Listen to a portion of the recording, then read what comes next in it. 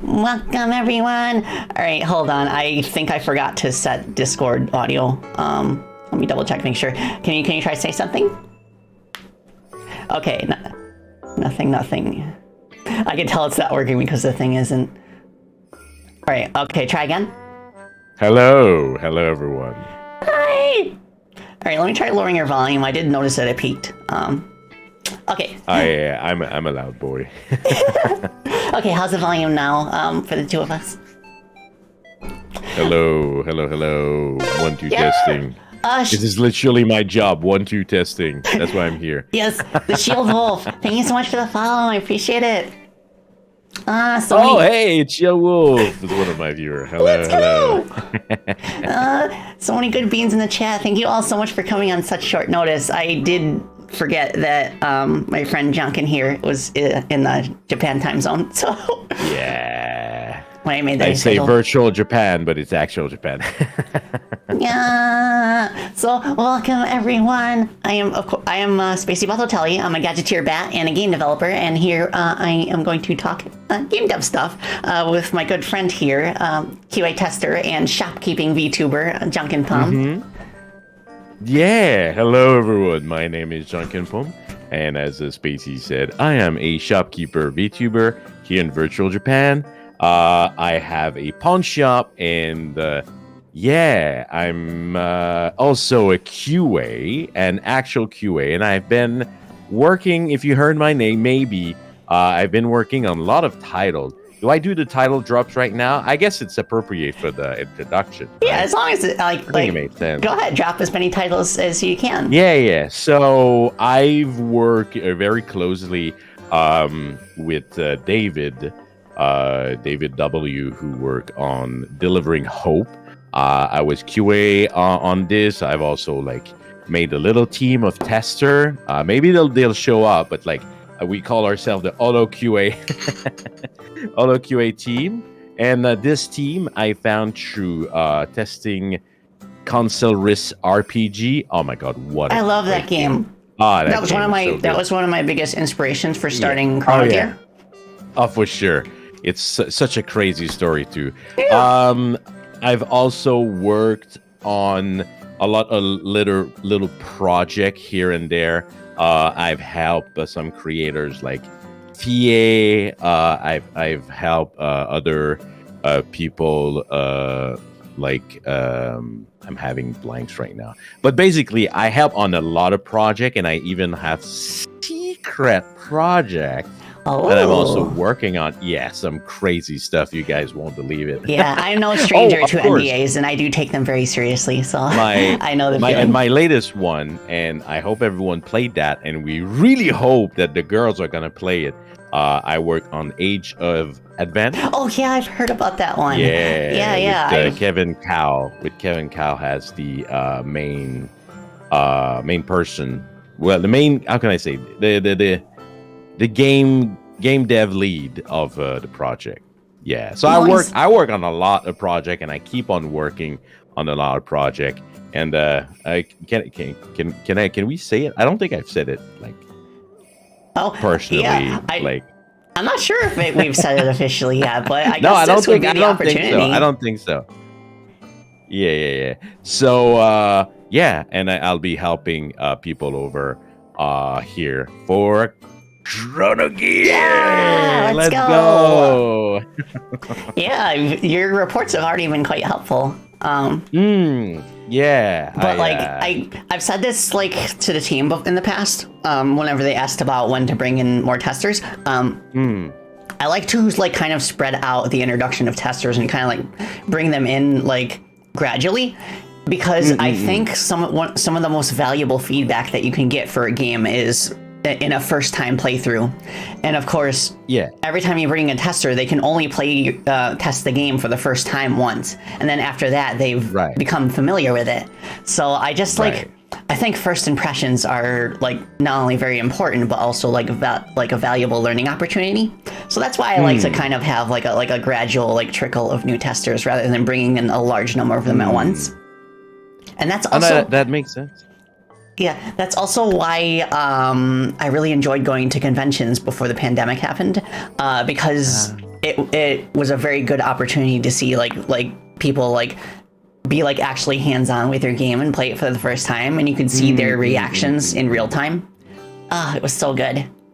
Yeah, I've been to some game convention where there's a little tiny booth, and that's an indie game, and they go like, "Hey, like we have this game, like, do you want to try it?" And yeah, I did that too in the past, and yes, it's pretty fun to have a game that is not released, and they get some feedback. Actually, if we want to talk about like that, I can, because I'm a veteran QA, right? There's a lot of people that you would call them like testers. Yeah.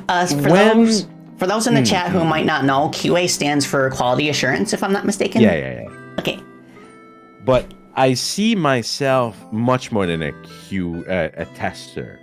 I've been into like kind of bigger role where I was more of a QA analyst.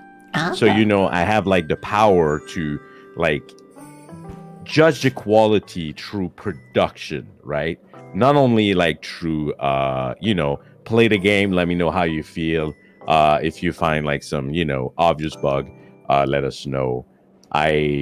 I've really been into producing kind of video games, and I'm kind of glad that I didn't get too late into the production of Chrono Gear, because this is one of the things that I want us to talk about in the future, maybe even today. Being able to do QA, but also like on production value, on design value, all that kind of things.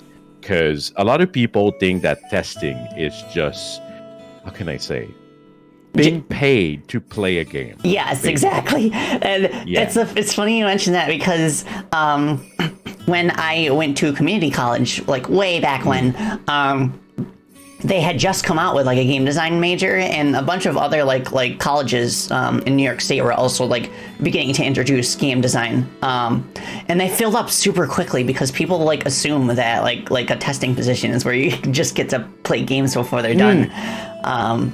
But nothing could be further from the truth. It takes a lot of work and meticulous attention to detail. And you have to basically play the game in a way that is very unintuitive in order to find issues that might not be like readily apparent to people who are just playing normally. So the professional way to, how can I say, to answer the fact that a lot of people see testing as playing is very simple. It's because you often, at the end of a cycle, at the end of your production, you will need a lot of eyes, right, on your product. Like you said, you want people to like experience the game, like, have I created a good game, or is my game shit? And you will need people to literally play your game. Like, you don't really need them like to do some very heavy analysis stuff. You just need them to play your game. And a lot of company, especially third-party companies, basically companies that get contracts with the studios to give a large number of people, because everything is calculated in statistic when it's about QA, because you don't want to just like, how can I say, the game is bad. You can't work with the game is bad. Because that doesn't tell you why. Exactly. And you also need stats for nerds. Statistics. Kind of level. But to do that, you need a large audience of people to give you some result. A bit like, it's kind of crazy that I'm going to compare this to that, but a bit like in science, right? When they do experiment, they need like a large number to give it like credibility, right? Yeah, a large number of tests to verify the accuracy of the results. Exactly. So because of that, to attract a lot of people, they will literally, those third-party company, they will literally go and say like, hey, get paid to play games. Like, because they need a lot of people playing their games. So this is why there's this big hello. Hi. Yeah, I gotta get down because I cannot drink water while I'm upside down. Yeah, it makes sense. Bum, bum, bum. So yeah, so because of that, there's a lot of people who thinks that, like, being a tester is playing a game, right? So yeah, that would be how, like, people start to believe that testing is just being paid to play game. But it's much more than that, and we can talk about that if y'all interested. Yeah. Let me catch up with chat real quick. Okay, Shield Wolf says, Yep. howdy to the two of you. Hope you have a good day. Long time no see, Janken. Nice. Drive says, crossover episode, let's go. Yeah! That's actually been one of my my goals for the new year, is to collaborate more people. So thank you for stopping by. Nice. Okay, let's see. Oh, okay, and everything is okay on your end now? Baked Ninja says, I'm calling you Fruit Man because of the apple apron. Yeah. So maybe we need to do a bit of a French class here.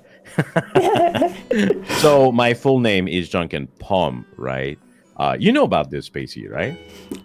In terms of like Do the you? meaning of your name? Yeah.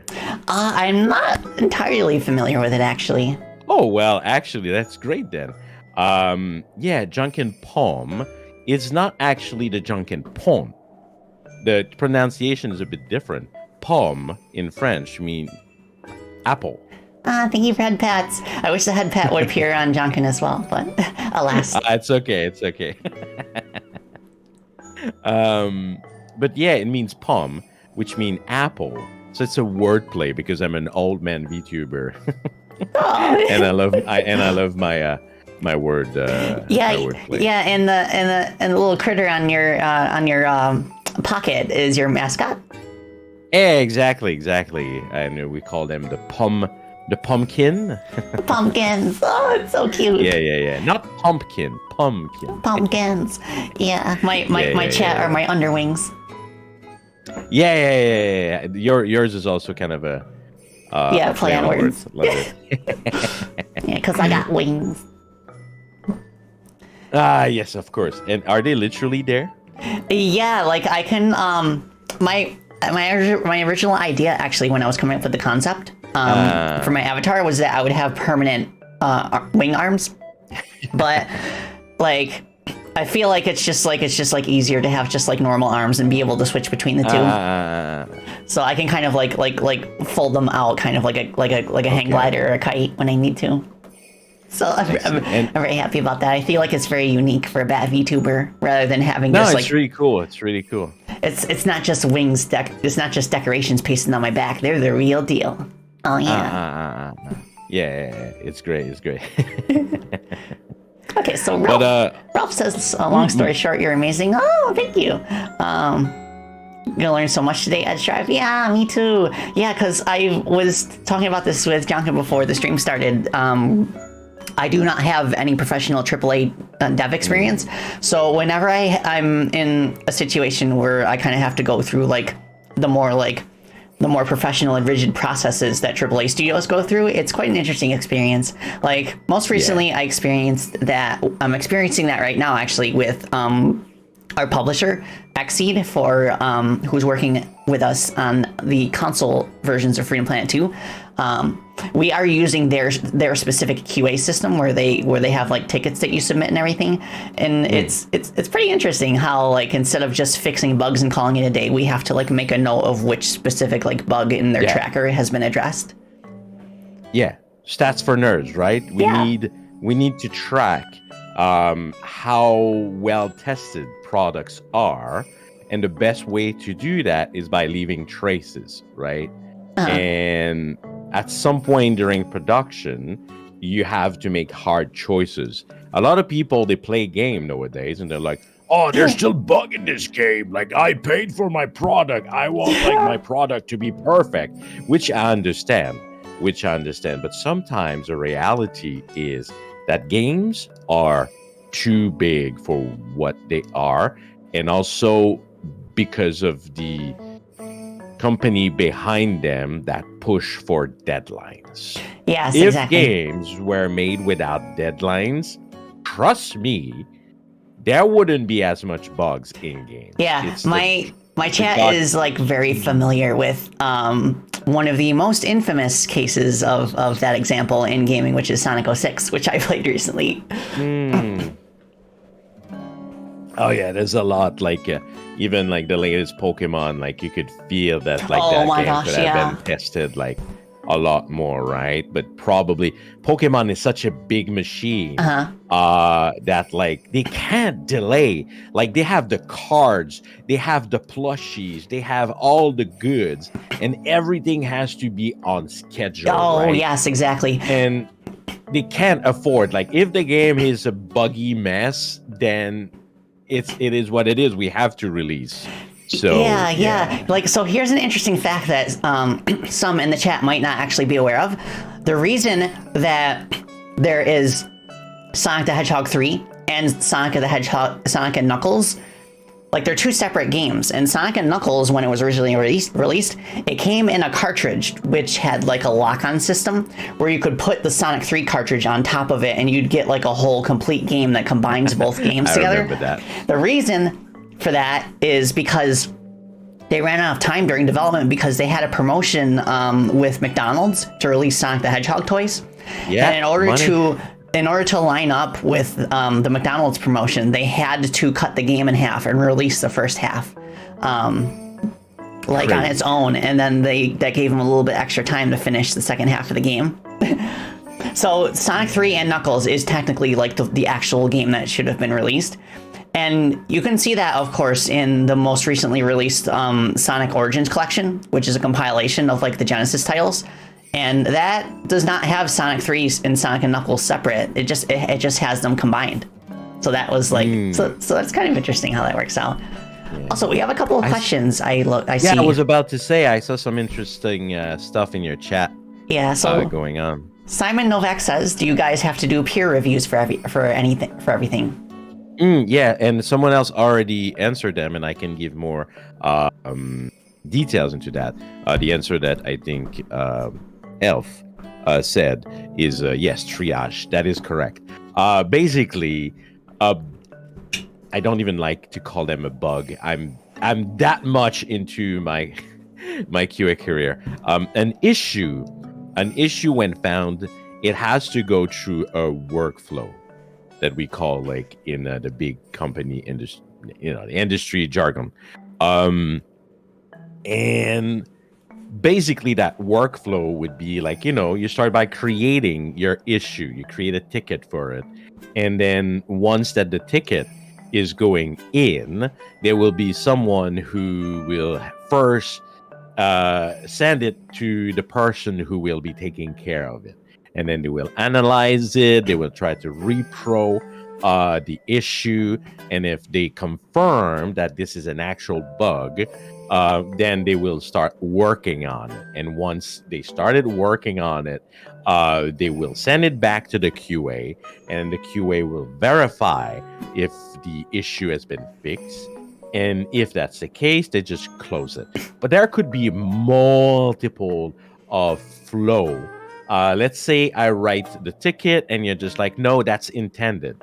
That's a game design. Then it will probably go into a system of triage, of peer review, where probably someone higher in the QA chain will be able to say, yes, that's true, so we're going to close that ticket. No, actually, you should listen to what the QA said.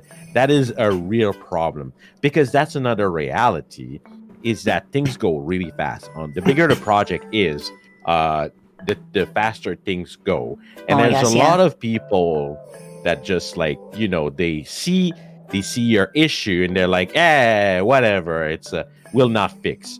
And you're like, wait, what? That's an actual issue, my man. And you have to fight them. Yeah. We are actually guilty of that as well. Yes. Because we have to prioritize which are the most serious and which ones need to be addressed. And then there are certain bugs that are more like visual quirks that don't really affect the gameplay experience. And those are usually the ones that we can afford to pass over until like more like pressing issues are addressed. Also, but yeah, thank you for but this Headpats is and Scratch and Hydrate. understandable. But this is understandable. But there is a need for someone to be able to say like, we think this is important enough for you to fix it, right? And because otherwise, like, someone who's like, I don't feel like fixing bugs today, will not fix everything. Yeah. So this is part of like our hard reality as QA. We're often hated. I'm not kidding. It's sometimes can be a dreadful position because you're Yeah. judging someone else's work, right? You're Yeah, literally like taking someone's job and like, no, it's not good enough. yeah, it's like literally the job, and there really isn't a way that you can express it in a more polite way. It's just, here's the thing that's wrong, and Yeah, exactly. then they decide if it's something that needs to be addressed. I had to learn through being a QA how to communicate without ill intent. So everything I write when I am a QA has to be based on facts, all factual. Like, I don't put any kind of emotion in like my reporting. For example, let's say, I don't know, like you would have like a 3D game and there's a misalignment of maybe an asset. Yeah. And you would like use the word wrong or bad or these kind of words. I just literally do not have this. I go factually. The asset is misaligned. Yes. And even That's a good way of doing misaligned. it. So I would be thinking like, oh man, the miss part of misaligned. But at some point you got Yeah, at some point you have to compromise for the sake of like people actually understanding what you're trying to say. Also, So, yes. Thank you, Rabid Molly, for the follow. I appreciate it. Welcome.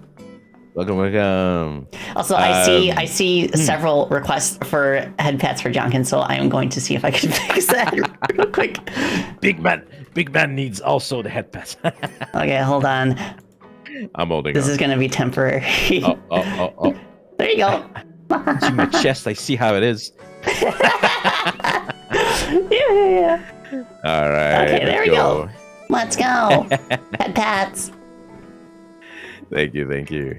Use both hands. It's not going to pop up automatically, but I'll drag it in every now and then. All right, no problem. Okay, so the next question I saw is from Jojo Staro, who says, I guess you have to sort them between game-breaking, major, or minor bugs then? Yes. Every reporting will have a severity and also sometimes severity, but not only severity, but also there's so many jargon that is used in the world of game dev. Severity and priority, yes. Severity would be like this issue is pretty grave, like it's bad, like for the game. But depending on your production cycle, you can give it maybe more or less priority. You can be like, oh yeah, this is severe, but we're early in production, so we're gonna lower like how the priority of fixing it is. Because what we need to understand is, especially bigger projects, there is like thousands and thousands of tickets, right? Yeah. Like, unlike like probably like on a fan game like yours and like others have been, like we're gonna have ticket that we're gonna be making, but they're not gonna be as difficult to triage. So usually I skip that. Like a good old Google Sheet will work for this kind of issue. Yeah, for like smaller scale projects. And one of my problem is I often have to leave my corporate QA life and also habits when I work on fan games because we are not at that level, right? And a lot of people are not paid when working on that kind of stuff. So I can't be like as as demanding, or I mean, I should, because I care about quality. I care about QA, and I want like everyone who make games to make the best game they can, even if they are fan games, right? Yeah, of course. But I have to kind of lower the way that I treat it a little bit when it's on that kind of level. Yeah, and in terms of priority, I usually like soft locks and of course hard locks are like the one like the major issue that I almost always try to address right away. Yeah, these are called the showstoppers. Yeah, like, and Rabbit Mutt brought up a good point. Like stuff that like might crash the game or cause a soft lock, but only happens through rare circumstances, might not be as much of a priority. I have a great story, and I don't think that story is. I'm gonna dox myself, but Okay. but it's a great story. Okay. So I was working on a game, on a AAA game, really big game, and it support all consoles, and there was like daily testing, of course, on the project, and for some reason or another, me only, was getting a crash at a certain point in the game, and no one else was having that crash when going at that certain point it was during a cinematic, if I remember. No one was having it, and then we were investigating, testing, and trying to find out, and at some point a very smart dev literally come to me, like the walk to my station, and just like, what are you testing this on? I'm working on console. I have this Xbox here. Well, like, and then they're like, we're taking your Xbox. Okay. They opened that shit up, okay? They opened that shit up, and apparently this manufactured Xbox of this precise series, after getting older, there was an issue, I think, with the graphic board or something on it. And this is a console specific issue. Like, oh my goodness. I can't make this shit up. But yeah, so it was only me. So, when you go on Steam and you see like those people, I keep crashing on like playing the game. Like, what you don't realize is maybe it's something with their personal spec, right? And like it will never affect anyone else, but it affect them, and they went and they made a comment. And then in the end, it's just like a very, very edge case. And that's a great word, by the way, to know if you guys are really interested into QA stuff. It's a very edge case issue that like, it's like 0.001% of happening and could never have been like kind of foreseen. So yeah. Yeah, I think one of them, like, the weirdest like case in Freedom Planet 2 that we had along those lines was somebody was having a problem where they could not get past like the main menus in the game to actually start a game for some reason. Like they go to the file select screen and, or something, and like the main menu screen would disappear, and then like the file select screen wouldn't pop up. It would just like soft lock there. We tore our hair out trying to figure out what exactly could be the issue, and it turned out that like for some reason when they had their system language set to like Lithuanian or something, I can't remember exactly what the language was, but that was but that was the source of it. Yeah, so, I've heard of bugs being created by languages. Yeah. That's the sort of thing that you can't like really account for unless you have like a large testing pool, which for a lot of like small time devs, that large testing pool only comes when the game is out, in which case the testing pool is your players. Yeah, exactly. Yeah. Yeah, that is pretty wild. Like you cannot like prepare for that kind of stuff, right? Yeah. And that's why like QA in a large number is preferred, because you want to catch those very, very precise edge case that you can't prepare for. Like, Yeah. of course, if you have a lot of experience and you're like, yeah, I remember that one time, like that language is like messed up something in the game, and then you use that knowledge to investigate, but you can't prepare for that. Yeah. You never see it coming when it happens. Yeah. But to be honest though, working on fan games is because I love QA, like, you know, like I'm talking a lot, and I hope your chat is ready for that because I love that. I love Yeah. QA and I'm very passionate about it. But as passionate as I am about it, when I work on a fan game compared to working for like a big project is, how can I say, it's a treat. It's We got a raid. Hold on a second. Alvino, thank you so much for the raid. Welcome, Raiders. Alvino and I are part of what we like to refer to as the Purple Bat Musician VTuber gang. So those in the chat who are fans of Purple Bat Musician VTubers, go check them out. Yeah, let's go. hello. But welcome. I am Spacey Bartheltelli. I'm a gadgeteer bat and a game developer, and this is my friend Janken Pomme, who is a professional QA tester and a shopkeeping VTuber. And we're having kind of a game dev stream. It's more about like chatting about game design.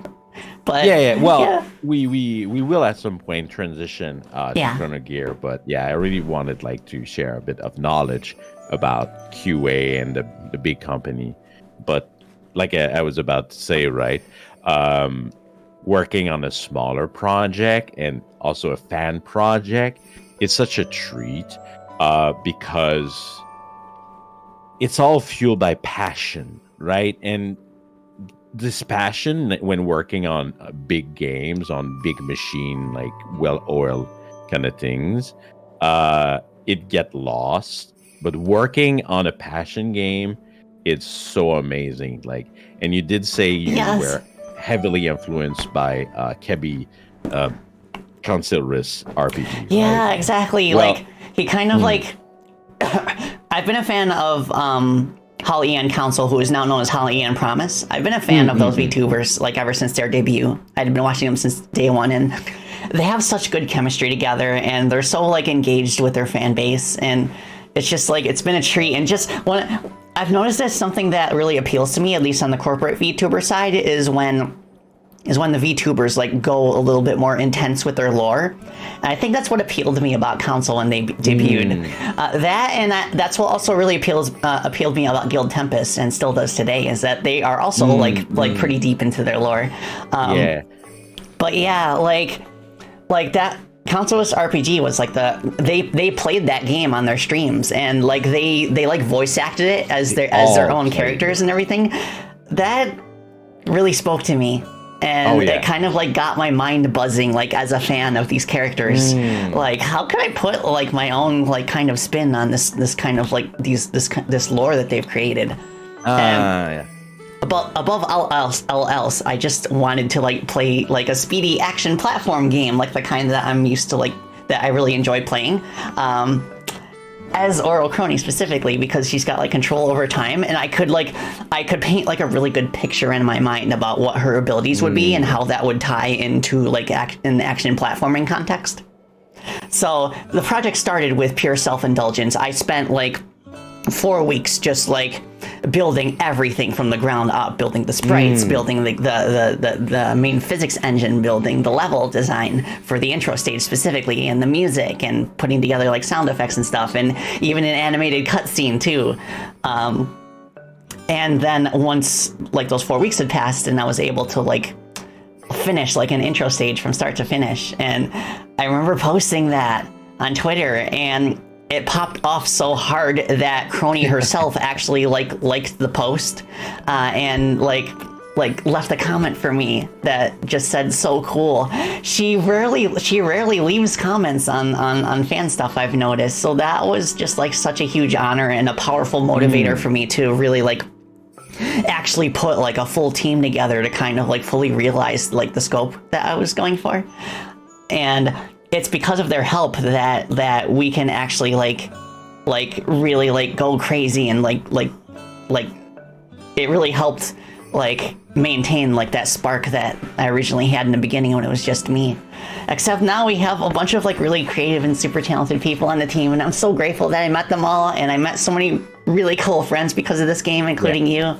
Oh my gosh! The hololive fan games community, or the holo dev, like I call, has done a lot of great stuff for me since I started like kind of helping around for almost a year ago now. No, definitely a year ago. Nice. And it's an amazing community. To be honest, a lot of great people in this community, and it's like you said, like meeting all these people has been really, really great. A lot of people who are passionate and really want to make something great out of this. And I've said many times, and I think it helps what you said about like the lore being a bit more heavier on certain groups. It's easier to make games for them, I feel. But also because I think that the future of VTuber is heavily within video games, and it just makes sense. In the same regard that I often say that VTuber is your anime of 2023. What did they do with anime after, like, being anime? It's making game. Yeah, exactly. Of them. It just makes sense to me. So it's just like all the media kind of all mashing together. Some people would call it the metaverse, but then they would throw a rock at me because they they misunderstood my use of metaverse. But I do think this is what is the metaverse as it should be, right? You take one media and it transforms itself into like all these other spheres.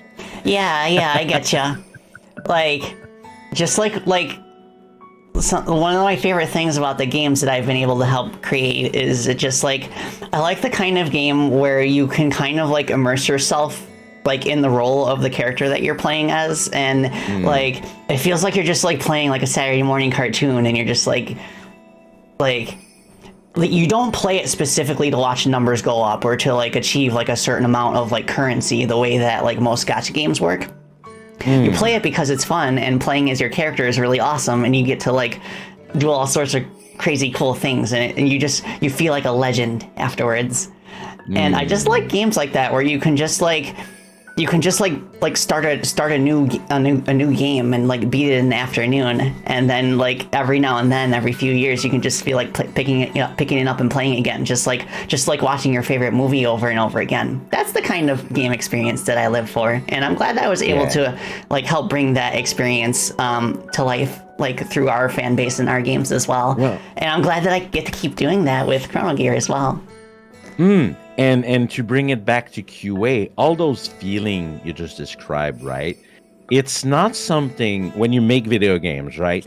You just don't make a video game and just magic like people love it, right? Right. You kind of need to QA those feelings. It's kind of weird to say you're testing feelings, but it is what it is. Like, sometimes you have an idea, a design, and you're just like, it's gonna be great, but its execution doesn't like trigger like those emotions, like you want to feel legendary. Yes. Some games like you want to feel emotionally attached to character, right? And sometimes part of QA, it's also being able to say like, I'm not feeling it. Yeah, that reminds me. I'm not feeling your intent. That reminds me of an indie game that I played on stream recently, and like the story in it, I love the story in it, and like it gets very emotionally intense at some point, and you have like kind of like a rival boss fight against another character. It's supposed to be like a super like intense and emotional like moment, but the boss battle was way too difficult, and I walked away from it feeling frustrated instead of sorry for the character I was fighting. So I think that kind of feedback is also very valuable. So like the devs were like watching the stream, and they kind of like agreed with me, I guess. And they did like tone down the boss fight to kind of like like be over with a bit faster to kind of like help sell the emotion that they were going for. That kind of stuff is like super important as well. Like just being able to listen to testers like from an emotional standpoint. Like just ask them like what parts feel awesome, what parts feel kind of like Yeah. A lot of people, though, they're afraid. Like, that's one of the things I like to bring when I am part of like helping QA on, especially on the holo games that I've been working on, because I've been a QA for far too long to like feel like I'm gonna like be hated for something I'm giving feedback on. And like if someone is not happy, I always like bring them back. I'm like, I do this not like for you, I do this for the sake of the game. But yeah, and this is one of the things I will never shy away to say. Oh, you got. We're getting another raid. Farah the bat, fellow bats. Yes, we're getting raided by bats tonight. Oh my gosh, who knew that the bats all came at nighttime? I'm usually a daytime streamer. Welcome, raiders. Welcome. Thank you so much, Farah. I hope you're doing well. Welcome. Farah Battle friends. I am Spacey Batotelli. I'm a gadgeteer bat and a game developer, and I am here with my friend shopkeeper Janken Pomme, and we're talking about game design, specifically like QA testing and that sort of thing. I wish I had a fist bump so I could fist bump you. That's so cool. Hello, everyone. Thank you for the raid. Yeah.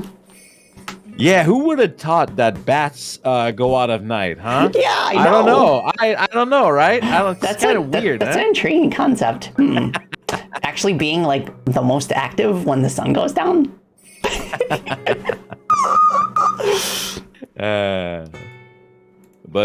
Yeah, I've been loving working on a lot of holo games project, and yeah, So just so you know, Spacey, but I think I already gave you some feedback, and like you just like were like, oh, okay. Yeah. Like I don't think you felt like emotionally attacked.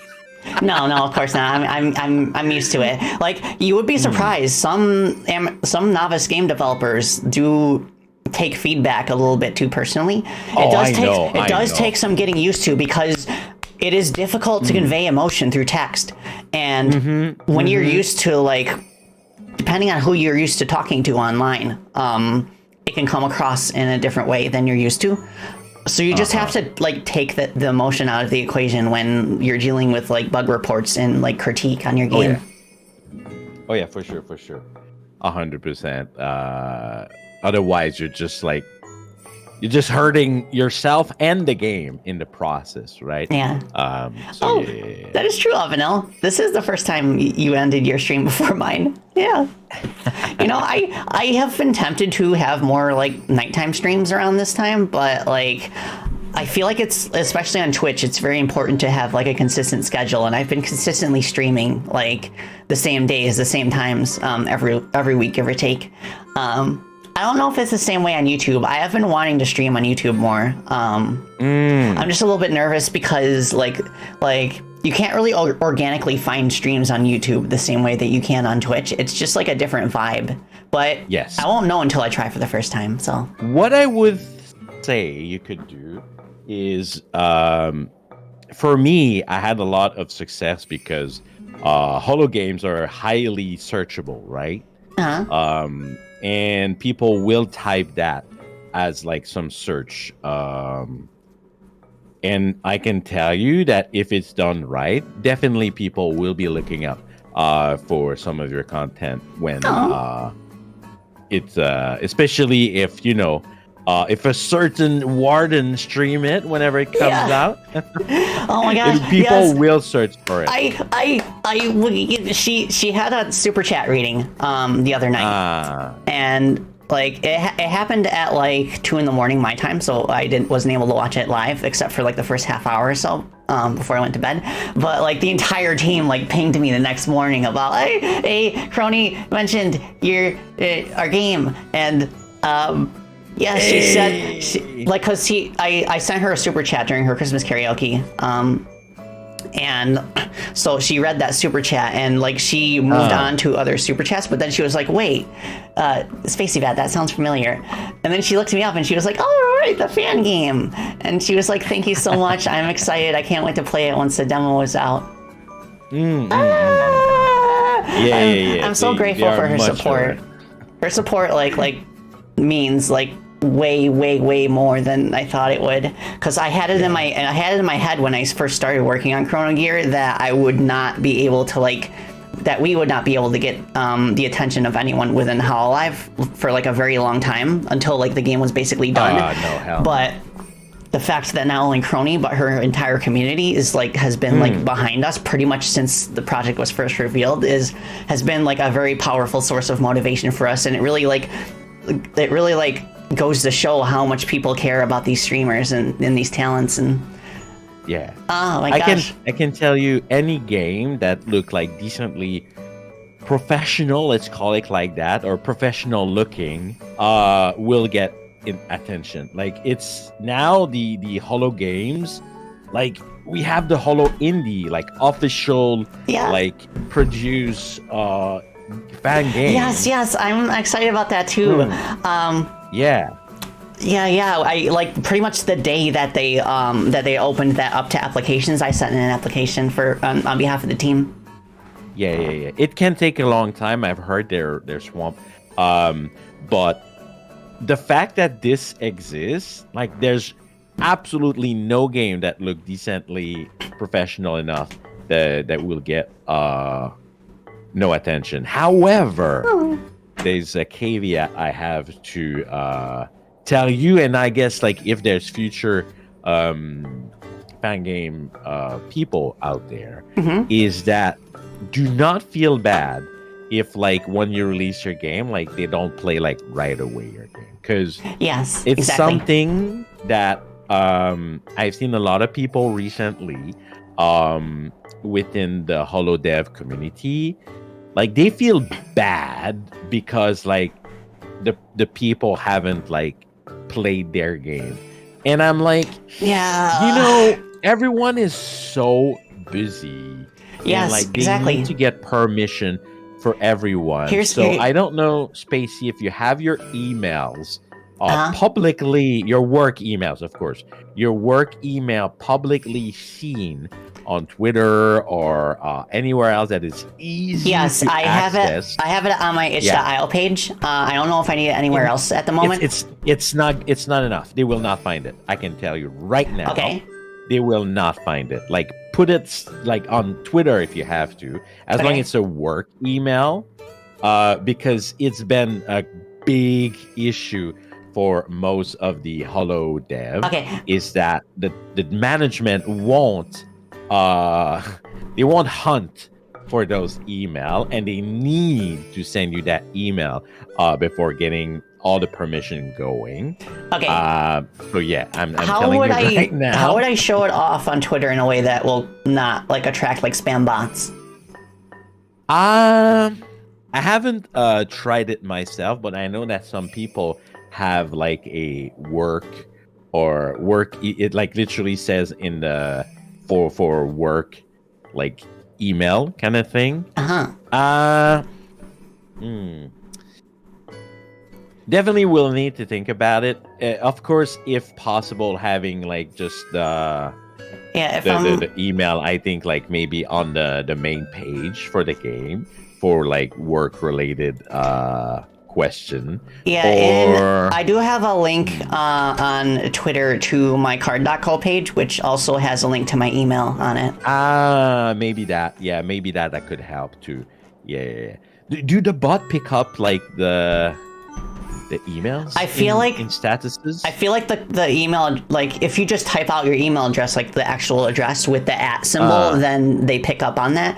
But maybe if you like substitute the @ symbol for something else, then maybe that will be enough to kind of like filter out bots. Do the Chrono Gear has a YouTube page? It does not. Technically, the Chrono Gear YouTube page is my YouTube page. We don't have one specifically for the game, Chrono Gear doesn't but we have an itch.io page, and we also have a separate Twitter account for the game. Okay, okay. Yeah, this one I knew. But yeah, basically the hardest thing is to get the permission easily for them, and you want to make it as easy as possible Yeah. for them to reach. And even if they don't play your game, like it doesn't matter, in the end. Like it's a Yeah. fan game. Like Like, here's the what thing. what Here's the thing. Like, first and foremost, when you make a fan game, you have to make it for yourself. Don't make it Yeah. for anybody else. That is why from the get-go I like completely put that out of my mind. Like I had the expectation that nobody none of the talents in the hololive would even acknowledge our game until it was close to being finished. So like just the fact that they did acknowledge it like so early on, that's what made it like so special to me. But yeah, you first and foremost, you have to make a fan game for yourself. Yeah. Like, make it for yourself, make it for the fans, make it for your Yeah, I friends. was about to say, and second, like make it for the fan, right? Because the one we're gonna play the most of those games are the fans, right? Yeah, exactly. So yeah, and then as an extra bonus, if they do play it, like everyone's gonna be happy. Yeah. Like the dev's gonna be happy, the fans gonna be happy, but they are so busy. Like it's kind of really crazy how busy they are and how they have to also maintain like their own agenda, and if like it doesn't fit like right away, maybe they won't stream it. Yeah, or anything. I can't even imagine. Like, I feel like I am pretty much like almost at my limit in terms of what I can handle in terms of like scheduling and stuff alongside my actual like job as a game developer. So I can't even imagine like how busy like the schedule of a corporate talent is. Yeah. Oh, it's insane. Like I had the chance to mingle with some of them, and I can say that it's hard. Yeah. Yeah. It's just like I imagine it's just like meeting with like a family member who kind of like has like a big they have a big job that they're working at, and they can only afford to like spend time with the family during holidays. So you're like, so you meet up with them, and you can only like talk for like half an hour about like catching up with their life and everything before they have to go back to work. Yeah, pretty much. pretty much. Yeah. But yeah. That just makes it all the more special when they do take time out of their schedule to kind of like acknowledge people. Which is something that I've noticed that is pretty consistent, which like across the board. They notice usually, like going on Twitter and to get on Twitter and just like liking, commenting, resharing. That is something that is usually pretty easy for them, but putting it on the schedule is a bit harder. But yeah. That just goes to show that they genuinely do care. Just the fact that they're like going through like Twitter posts and stuff and like liking and reposting everything. Yeah. Well, not everything, but like the stuff that they can. So yeah, I don't know if chat or you have like more QA question. Maybe I can help, or maybe like we've been chatting just like that for like almost an hour now. Oh my gosh, yeah. If you want, we can either like do some question and then move on to maybe looking up at a bit of an actual dev tree. Yeah, dev stuff. Yeah, I could at least like do game dev stuff in the background while people continue to ask questions. Yeah. Okay, that's fair. We already do have some questions. Let me go ahead. Yeah, we can hop over to the game screen. Okay. Okay. Noise. Where's my music? My background music. Where'd you go? Also, I think the Discord is the Discord still in here? Hold on, check.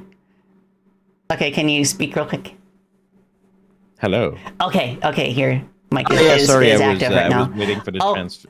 Elcolon Q, thank you so much for the follow. I appreciate it.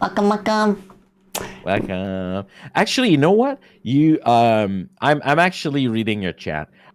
So how about like I let you work a bit, and if there's a question, I'm gonna check and I'm gonna answer. Does that sound fair? Yeah, that sounds good. The first thing I'm gonna do is figure out where my Animal Crossing music went. No, where'd it go? All right.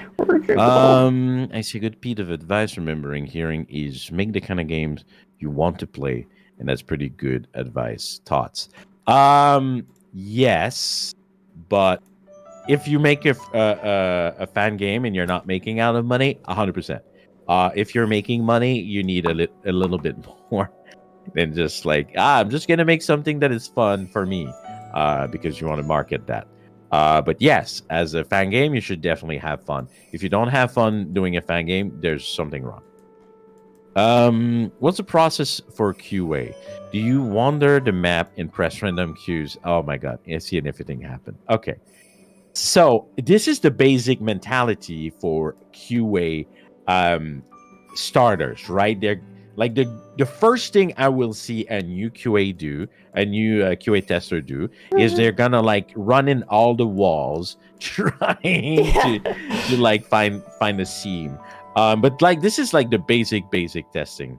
So basically, what you want to do, there's multiple types of testing. You can have destructive testing, which basically your goal is to challenge all the system and all the feature and trying to break the game, as we could say. I like to do that messing around menus. Like I will brought up like the UI and pressing like multiple button, pressing the UI like the pause button at the precise time of a like let's say transition happen. This is called like destructive testing, where you try to stress the game and maybe create issue out of it. You could have plan testing, where you are about to do to commit I don't know, into a new branch with as like a lot of new feature, and then you take all your new feature and then you just like make a list for the tester to all check all the new system, all the new asset, all the new stuff you have in your new commit, and you then go just in and you have a tool to let's say track all these tests. There's many tools out there. My favorite that I've been using in the industry is Test Plan, which is very, very useful. And then you will check that if everything is fine. That's very simple. That's one type of testing. But yeah, there's multiple mentality. At some point when you are testing a game that is very stable, you have to rack your brain, being like, how can I break it? And this is where like an experienced tester versus a new tester will make a lot of difference, because you know what you can do to break a game, right? You just don't like go and just like, I'm gonna play the game until something happened. I've seen so many testers do that, just playing the game until like something happened. This is not a good approach. You really have to go with a game plan when you play your game plan for your game. So yeah, this is how I would do that personally. I'm gonna need to answer these questions faster because your chat is very interested. Oh, I'm very glad for that. All right, what else do I have? Thank you all so much. I'm glad this is the sort of thing that interests y'all. And well, I definitely find it interesting as well. It's part of game dev, so you know. yeah. Like it's. I remember mentioning this before the stream as well. That like we were wondering like if this was the sort of thing that would take up like a whole stream length. And yes, exactly. Like a lot of my underlings are here specifically for my game dev work. So like this sort of stream is like a rare chance for them to kind of like learn new things and stuff. Yeah, for sure. Also, SRB, thank you so much for the follow. I appreciate it. Hey, thank you. Before I check other question, what are you working on? Right now, I need to see, I'm working on a stage called Galaxy Gourmet, which kind of has a space / food theme. Every time I work on it, it makes me hungry. I just did a very good job on the tile set, but I think I have all the base gimmicks now, so now I need to figure out ways that I can combine them in like an interesting fashion. Because usually the way that I structure my levels, and generally what is a good idea in general, is to introduce your gimmicks individually at first. Like I have these planet platforms, and you stand on them. They're kind of like seesaws, where the ring tilts depending on your position on it. So I will I'll start the stage by introducing that by itself, but then after that I will introduce like another gimmick, such as, for example, these springs, which are like compression springs, which are themed after strawberry shortcakes. So you stand on it, it kind of like pushes down, and then when you jump, it springs you upwards. So I need to think about how I can combine those two gimmicks after that point. Okay. I also have a few other gimmicks. I also have Yadagrasu, who basically, like, he acts as, like, you touch him for now, and he creates, like, a Sonagate, which, the Sonagates are basically, like, transporters. They transport you to a different part of the level. But the purpose of having Yadagrasu is that he could create, like, basically a situation where you wouldn't have access to a pair of Sonagates until you find him. So that's kind of a way where we could have layouts in the future, level layouts, where there could be a set of gates that bring you back to the start of the level. But a potential issue with that is that you could use that very same set of gates to bring you all the way to the end of the level. By locking those gates behind finding Yadagrasu, that prevents that situation from happening. Right. So I also have these like donut droppers, which are kind of based on the first Promise collab. They had that kind of like Mario Party like mini game where like the blocks dropped from the sky, and some of them had holes in them, and the talents had to stay underneath the ones with the holes. It's kind of based on that. And you just wait for enough of them to drop that you can reach a high platform. And yeah, other than that, I only have 2 enemy types. I think maybe I could add like a third at some point just to round it out, but the 2 that I have for now are probably fine. I made a new one. I made a new one since last time that basically like spams like a bunch of like really slow moving asteroids that you can reflect back at them. The challenge with that enemy, that type that I noticed, is that it's very easy when you're just like moving fast and not paying attention to run into its asteroid field. So I need to position it in a way where that is not going to happen. Okay. So I think one way I could do that is by, where's my tile set? So basically what I would do is I would make it so that like after you enter this area, you would basically, I'm just going to use this as a placeholder. I'd have a wall here, and you'd see the enemies spawning the asteroid field on the other side of the wall, but you wouldn't. You would be safe from it because the wall is blocking them. So you'd see it, and then you would drop down, and then as you're climbing up, then you're like, okay, I need to deal with this now. So I think I could see this enemy being more fair in like vertical setups compared to horizontal ones. Yeah, I agree. Yeah. All right. By the way, I was going through chat as you were explaining your design idea. I've noticed David W, the maker of Delivering Hope, was here earlier. So hello. Awesome. Yeah. Right, what else? David's done a lot of really cool stuff. That's how I originally found Councilist RPG, was from David Wu's hololive fangame database. Yeah, the database. Everyone, if you don't know about that, you need to check this shit up. David has a Holo Games database, okay, where he works very hard, and your games, I think, is already in there. And he works really hard at like listing even the smallest one, every Holo Games. All right. So you go check this out if you're interested into this kind of content, because that's where it's at, and I use it a lot when I'm like, okay, let's see what's new on the on the Holo Games spectrum. So yeah, I have kind of an idea that that is made a lot easier by such a database. Is one of these days I could try and stream every hololive fan game where Orocrony is a playable character. And I could play them in order from shortest to longest, and I assume the longest is going to be a Holocare. But like with those specifications in mind, there isn't really a lot to pick from. So I think I could do it all in one stream. Yeah. You would be surprised. There are a lot of games. Yeah. There's a lot of games out there. I mean, I feel like maybe like console versus RPG is going to have to be its own stream. Just on its Actually, own. maybe there's one, and I actually helped. It's a very small game, but it's wow. What's the name? I'm so bad with remembering shit.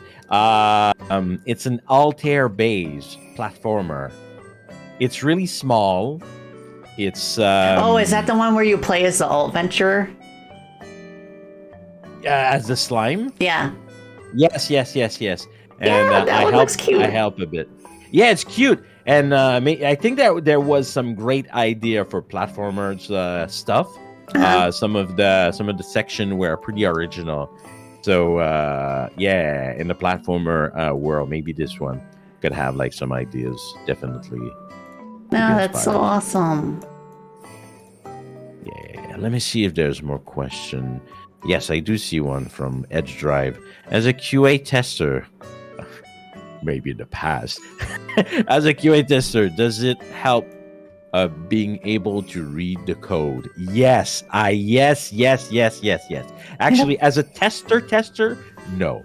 If you want to go up being an analyst and you want to be like, I don't know, like part of like embedded in like development teams at the dev QA, 100%. You will definitely have a lot more of an easy time if you can do that, because sometime you will have some error system, and if you are able to at least being able to catch on the important information, like, you know, I don't know, for example, like you have a crash. There are multiple types of crashes, right?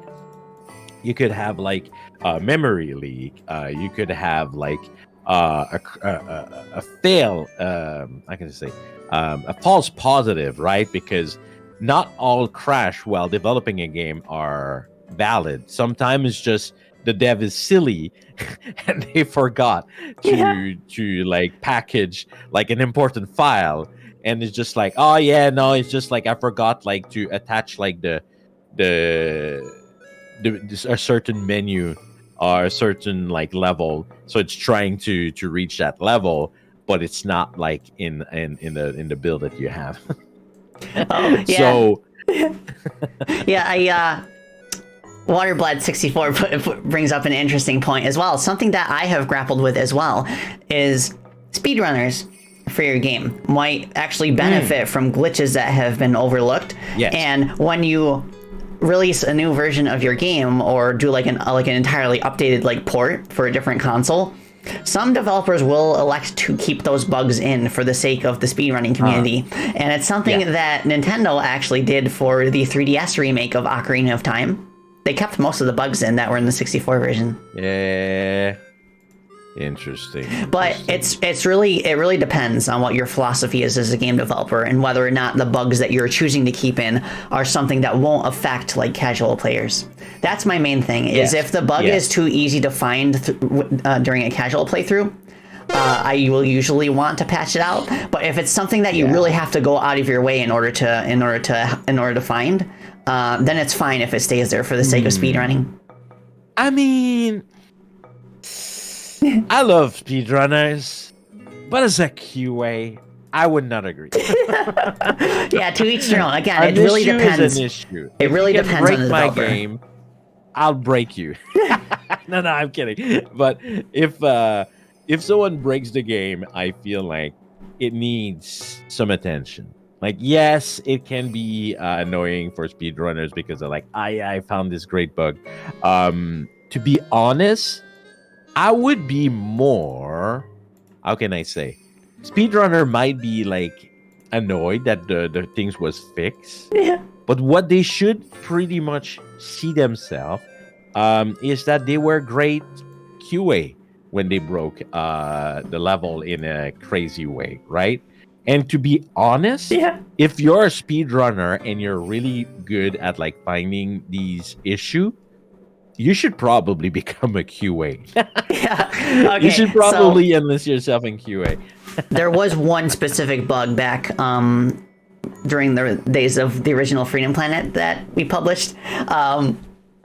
There was one specific bug where this kind of like clash between what the speedrunners want and what the game developers should strive for really came into play. Our community knows it as Dreadbox.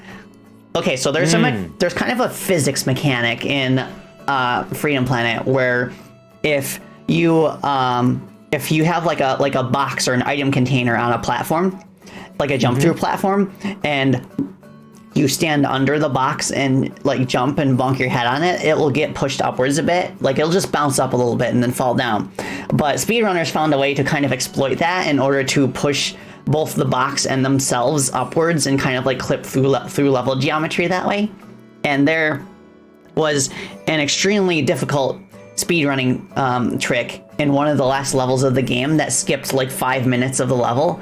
Wow. But in order to push the box in a way to trigger the glitch, it required some very precise movements for a long time. It required like frame perfect movements. Yeah. But like eventually a more consistent method was found that did not involve Dreadbox. But that was something I really, really wanted to patch out, and I decided not to, and I kind of wish that I did.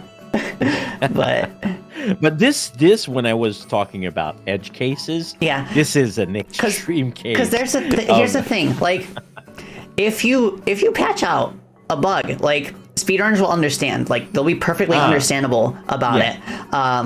It's just that by doing that, they will elect to like speedrun the game on earlier versions where more exploits were possible. Yeah, it's true. But that's, in a way, it's fine. It's fine. It's valid for their for their run. So it's fine. Yeah, but, and you have the conscience just like, I fixed my bug, Yes, of course. Thankfully, there hasn't really been anything like of that caliber in the second game. Thanks to like having like a bigger team that was able to address some of the more serious issues. Like I think like the biggest challenge that we had for the second game was in the sense of button mashing hurting speedrunners' hands, but we were able to address that pretty easily by introducing like auto fire on some of the abilities. Like in the sense where you hold the button down and then your character will like consistently attack as fast as they possibly can, rather than having to mash the button as fast as possible. I think it could affect maybe the flow in the sense that like difficulty. So maybe choosing one over the other. Yeah, it could also be like a toggleable option. Yeah. Oh, you could have it as an option. Yeah, but then again,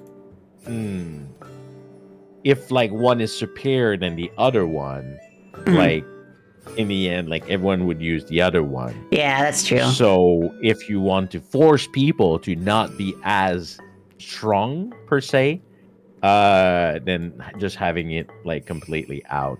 But this is all the interesting thing when you design stuff, right? Because at the face value, it's just like, let's say, it's just an attack, right? Yeah. And there's a lot of thought that has to go from what the feeling you want to give. Like some people will even say, I think, depending on what they want, the less input on the controller, the better. I think it's more casual, maybe. Yes. But if there's more input required, the player will feel more, how can I say, involved with like the control of the game. Yeah, right? I actually played Castlevania Symphony of the Night for the first time recently, and they did something very unusual, where in order to use magic, you had to input combos like a fighting game. And you start the game with every magic spell available to you, and the only thing holding you back was like figuring out what the inputs were. And I don't think I really agree with that, and I don't think that the Castlevania developers either, because that's the only game in the series where that is a thing. Maybe they wanted to try out something. Yeah, and like in the end, the whole vibe of they were Symphony of like, the Night is like wild experimentation, and I kind of love it for that. Like it plays mean, like a big sandbox, and there's it's just so their many fifth weird game, you ideas. said, right? I think so. Oh, Zerx, Yeah. hi. Zerx is in the chat. Hey, what's up, Zerg? What's up? But it would make sense if you're at your fifth game.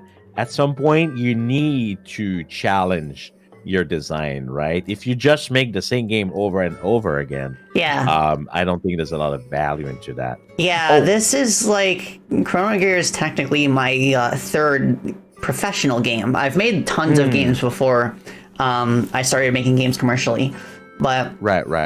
I would consider this number 3, and I do feel like this is like a bit more experimental. Like for one thing, like the past 2 games that I worked on, they had like 360-degree momentum physics, where like the character could like move along slopes and curves, like like a Sonic character. Whereas this one is more of a traditional platformer where you only have like slopes at a specific angle, but there still is momentum to the platforming. It's just like it's not like 360 degrees anymore.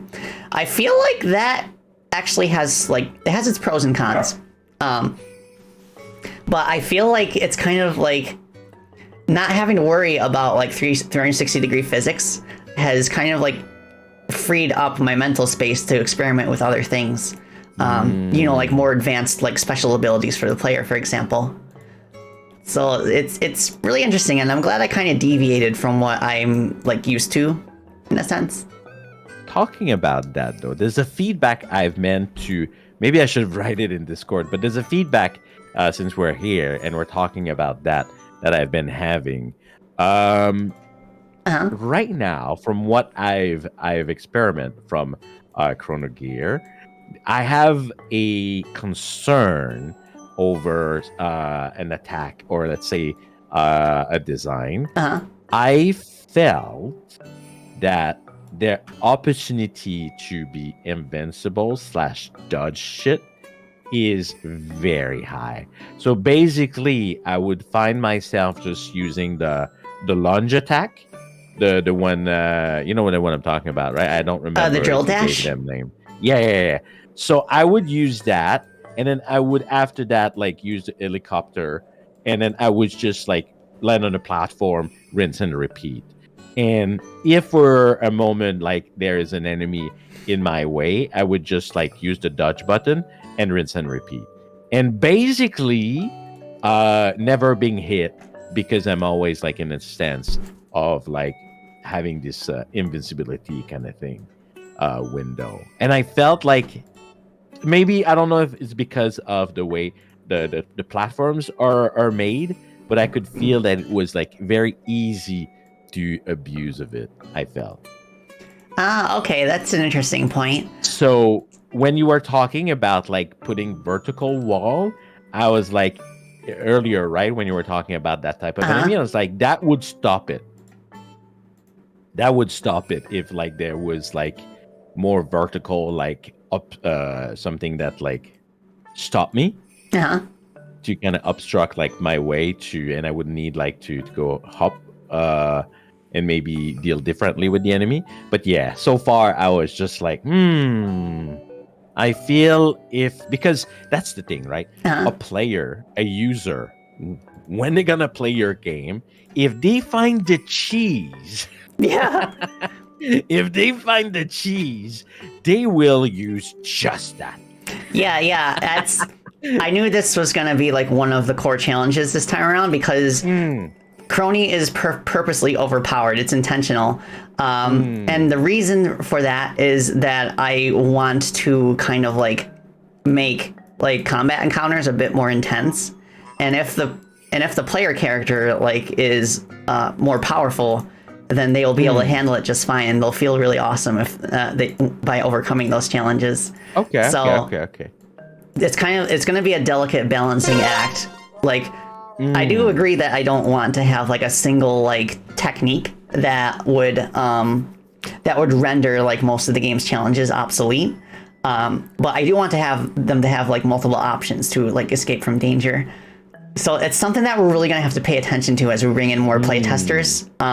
Especially like we have a couple of speedrunners in the team right now, and I definitely would love to bring in more just to see if they have any ideas to kind of like balance things out, so that the player can still have an overpowered moveset, but like they would still have to kind of like vary their tactics every now and then.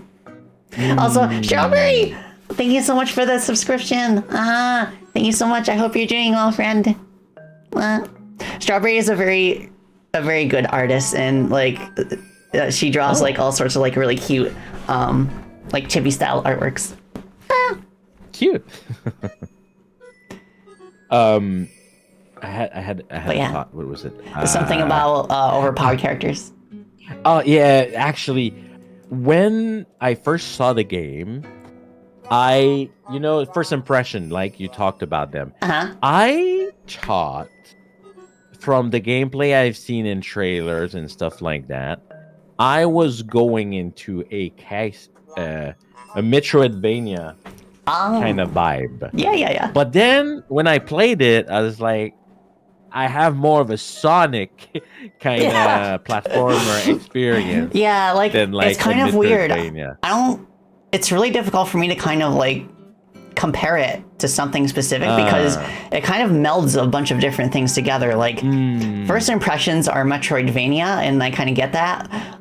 Maybe a little bit of Sonic, but I also like the structure of the game kind of reminds me of 3D Mario games, where you kind of like you're in a hub area, and through that you access the levels, and you have to collect like a certain like main collectible, and then after you collect it, the level is complete, and you go back to the hub, and then you just like rinse and repeat. I was impressed on how fast it was. I thought it would be slower. I don't know why. Maybe because I see Metroidvania, and then my brain goes like, oh yeah, the Metroidvania means that slower gameplay, like Hollow Knight, like for example, right? Yeah. Have you played that game? I have not played Hollow Knight, but it's on my playlist. I've heard a lot of good things about it, and how it kind of like ducks some of the Metroidvania conventions that kind of irk me. Yeah. I'm looking forward to that. But like, it can be fast paced, but how can I say, it's so strange. It's slow in the regard that like you can't just like go boom boom boom. You have to kind of fight your way through the stages. You can't just like go zoom zoom zoom. Well, at some point you can literally go zoom, but like you're super vulnerable when you do it. Okay. But yeah. It's a great example of Metroidvania without being in the conventional kind of sense. So yeah. So I thought that I was going into something a bit more Metroidvania. Maybe I think it's silly, okay? It's silly. But I think the main reason I thought I was going into that kind of game, and it's gonna sound silly, and I'm sure you're gonna understand when I say it, just because of the character design. I think I get you. Because this kind of character design is very reminiscent, I think, of like all the Metroidvania, especially Castlevania, and the kind of attack that you can have too, especially like anything that is not like making you move forward, like all the sword play and all that kind of things. Very reminiscent. I get that. Like that. Crony's design is very reminiscent of like a more like gothic aesthetic. I mean, her character designer, like Watamama, worked on like the Fate series. Yes. So I could kind of understand why it would like feel unusual to a first time player, but like you get used to it, I suppose. So like it's kind of interesting how it kind of ties into the kind of platform games that Crony herself likes to play. Like she has said that she prefers like speedy characters, and then I was like, she's just like me, for real. But so that was one of the things when I played it. But I think I still think that a good video game will have a bit of everything. Yeah, I agree. I think that like if then again depends. Some games will specialize into like this is a fast-paced game, and this is like what they do. It's just a fast-paced game, and like the game just go like fast all the time. But I think in the platformer, I will say that I do want to have variety in the level design. Yeah. So like we've posted teasers of a fishing mechanic in the past. So that's going to be a nice change of pace. Yeah. So like my thinking is that some levels will have multiple missions with completely different layouts. The first mission is usually like the straightforward like the regular level of in a sense of the word, where like in Mario 64. Yeah, exactly. Where you're just going forward. You could potentially fight a boss or not fight a boss, but eventually there's some kind of climax to the level that ends in you collecting the golden gear. And the same case would be for like the second or even third missions in a given level. But I think the alternate missions would be a bit more gimmicky in how they're executed. So I have an idea for like one of the levels, which is kind of like it takes place in a desert that's inside a giant hourglass. The first Golden Gear mission for that is like a labyrinth layout. It's definitely slower paced. There's not as many enemies. It's more about kind of finding your way around. So that's already a gimmicky place. But my idea for the second mission would be where you have to like use like a stack of cronies. Like you have to stand on top of a stack of cronies in order to reach high platforms, but you have to make sure that they survive long enough to reach the ledge that you're trying to get up to. Okay. So the level so you're really going for the variety. Okay. Yeah, something like that. I could kind of demonstrate what that gimmick is real quick. I'm gonna go to like a level that is like nowhere near done, but I put the crony stack there just to demonstrate on my previous stream. Let's see if this is gonna work. By the way, as you're looking up for this, have you played? I think you did. Have you played the newest Mario game, Mario Wonder? Mario Wonder, yes, I love Mario Wonder. Oh my gosh. This game has some of the platformer game design that is the most creative and interesting. Yes, I agree. If you have to find some inspiration, this game, like every level, okay, this is insane.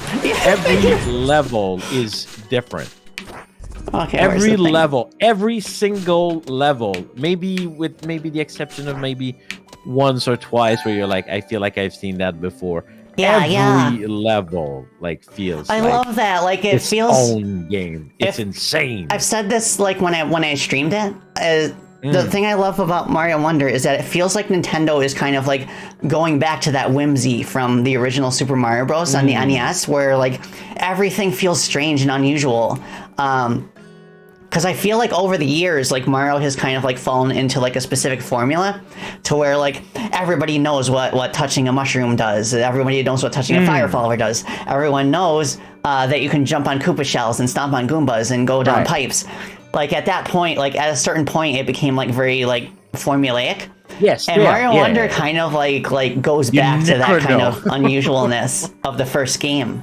Like the moment you see, like, why is Mario an elephant? Why are those pipes moving? Why does touching these flowers make everything go weird? Yeah, so that's it's still a kind of feeling in me that I haven't felt since the original Mario on NES. I think you're right. I think also, you're right. This was the gimmick I was talking about. So you touch the crony phone, and then you basically control a stack of cronies. So in Sands of great. So they also have a secondary function where if you jump and then jump again, you can go upwards like that. But basically, my idea is that oh, that is so good. I love that. That is great. Yeah, thank you. In Sands of Time, there are these buttons on the ground. I will go ahead and show that real quick. Where is it? And we all know that the cronies like to be abused. So yep. That's the whole theme with the crony phone abilities. Like in the very first like proper level, Battletown, touching the crony phone like puts you on a crony wheel, and you like ride forward. So Sands of Time, there's these buttons that you press, and they activate these arrow traps that kind of fire arrows at you. And there's one here that shoots it horizontally. So basically, my idea for the second mission is that you'd have to guide the cronies, and have them like avoid these buttons, or else the arrow will shoot them down one by one. And every time you lose a crony, you lose height for the stack, and you might not be able to get to the platform, get enough height to reach the platform Okay, you're that trying to reach. sounds hard. It sounds hard because, like, if you miss one, like, you might just screw yourself. Okay. Yeah. So that's kind of what I'm talking about with like the secondary missions being a bit more gimmicky. I also have an idea for the second mission of Belltown, which is unfinished, but basically you'd go deeper underground in Belltown. Where is Belltown? How much does your community know of what is done? I'm pretty. Because I see someone in chat being like, "That's new." I'm pretty open about the progress that we make. I try to avoid like most of the cutscene stuff and the story stuff, but I'm open about the level stuff because I just like showing like what my thought processes are with designing certain levels. I'm not gonna say anything, but I can just say as one of my feedback that I gave to Spacey is like one of my favorite moment was into one of those cutscenes. So she oh my gosh, she does great of not showing you guys because I showed a bit of a teaser, really, but it's fine because like only like 100 people like watch my VODs. So it's fine for now. Yeah. But I will, like, obviously as development goes on, I'll be more tight-lipped about certain things because I do not want to spoil stuff past a certain part of the game. For sure. Because, people don't like getting the end game spoiled in any game, really. But yeah, my idea for Belltown 2 would be to expand the underground area. You'd be able to go deeper, and I'm thinking that that's where you would meet Shiori Novella. Who is the archivist of Hololive Advent. I did not know that Advent went in the game. Yeah, like there's some Advent, like there's some very discreet Advent cameos in the game. One of the enemies is based on like Bijou's gemstones. But that's pretty much it so far. But there'd be a library like down here, and it'd be structured kind of like Knuckles' Emerald Hunt stages in Sonic Adventure, where you have to find where a golden gear is among the books in the library, but you'd have to like dive into paintings or storybooks essentially, and go through like mini gauntlets in order to find clues. And then eventually you'll get enough clues that you'll be able to know which book the golden gear is hiding in. And then you'll be able to dive into that book just like with the rest of the challenges and get the golden gear. Okay. This whole talk, just my brain went into serious mode, and I have a serious question that a lot of dev have to ask themselves and to establish within themselves before starting a new project. And I'm talking if there's any other holo game dev or just game dev in chat. Have you established your scope for this game? Yes. Okay. And I fear that like you talk about it, and I was just like, it feels like ideas just keep on piling and piling, and I was like, I've seen that before, and that makes it never come out. When I first started this project, I was experimenting with a few different characters that would be the protagonist. And my original idea was that there would be multiple playable characters. But I realized pretty quickly that given how wildly different each character would play, I would not be able to create the game that I wanted at the scope that I wanted if there was more than one character to account for. So, like, ultimately, I experimented with, like, 4 different characters, and I ultimately decided that, like, Crony was the best fit for the project because of, like, the time powers and everything. And it's really interesting because in games that I have worked on previously, they have had multiple playable characters with their own cutscenes, with their own special abilities, and we had to kind of like basically design both the level and the narrative around multiple playable characters. That is definitely something that you really need to scope for, and it's one of the reasons that Freedom Planet 2 took 7 years to make. So I am committed to just having Crony as a sole playable character, and the nice thing about that is that we don't have to worry about like making the level design open-ended enough that any character could play through it, because there's only one character. And not only that, but we can structure the level specifically with her time powers in mind. in such a way that she really is the only one that could get through it. So I think that's gonna be really like a really cool thing to kind of like have level design, and that is kind of like more like refined in that sense. But you already know like how many levels you're gonna have, and like you have like your line of like it start here and it ends there. Yes. Kinda, okay. Yeah, I basically started with like a design document. Like I highly recommend working on a design document for your 100%, game. 100%. And through that, I like made like an outline of here's all the levels we could probably do, and then once we had writers on board and we started like fleshing out the story, we had a clearer picture of like which levels could be cut potentially. Right. Because there are some levels that didn't really fit like in the story itself. So they're like the scope does like shrink over time as you kind of like refine your concept, and that's something that like I strive for definitely. You, developer, you had 33 unfinished protos, proof of concepts. That's completely fine. I highly encourage people to make as many proof of concepts as possible and save them, because you never know when an old idea will come in handy for something that you're currently working on. But when you commit though, you really have to like scope yourself. Yes. Otherwise, you never finish. Yes, exactly. I know the feeling. Like, I do not want to work on this game for more than like a year or two. Like, I'm like dead set on that. Even 2 years, I think you would push it a lot, to be honest. Yeah. Yeah. So that's like one of my goals with like a project like this is to kind of like make it a bit like smaller in scope compared to what I'm used to. Yeah. You know what is also important about the game design document? Updating it. Oh my God. Yes. Oh my God, you have no idea. Like, well, I mean, I'm about to tell you, so you'll have an idea. The number of time I've worked on big, massive project, and the developers wouldn't have like updated like documentation, and you're just like, you don't know because you're not like always like with them, for example, right? Like if you are, good on you. But if you're like working from a third party or something, and you're like, I don't know what's the intent. And they go like, oh yeah, it's because like the whole team like kind of knows, so it's kind of tribal knowledge, and you're like, the look on your face, bro. Like, no, actually, no. I'm actually no. Like, help me make your game better without me like trying to find out like what you intended to do. Oh yeah, that's because like we changed it, but like we didn't say anywhere. Oh my gosh. Yeah, like I funny thing you say that is that I did actually go through some of the documents on our Google Drive folder recently, and I spotted some stuff that was like sorely outdated, so I ended up changing that. I specifically did that because I am also like, I'm very interested in like old school instruction manuals for games. And I think it'd be really cool to have kind of like either like a PDF or like a website or something that has like an instruction booklet, like a retro style instruction booklet for the game. However, so I've been writing. People don't read. So I've been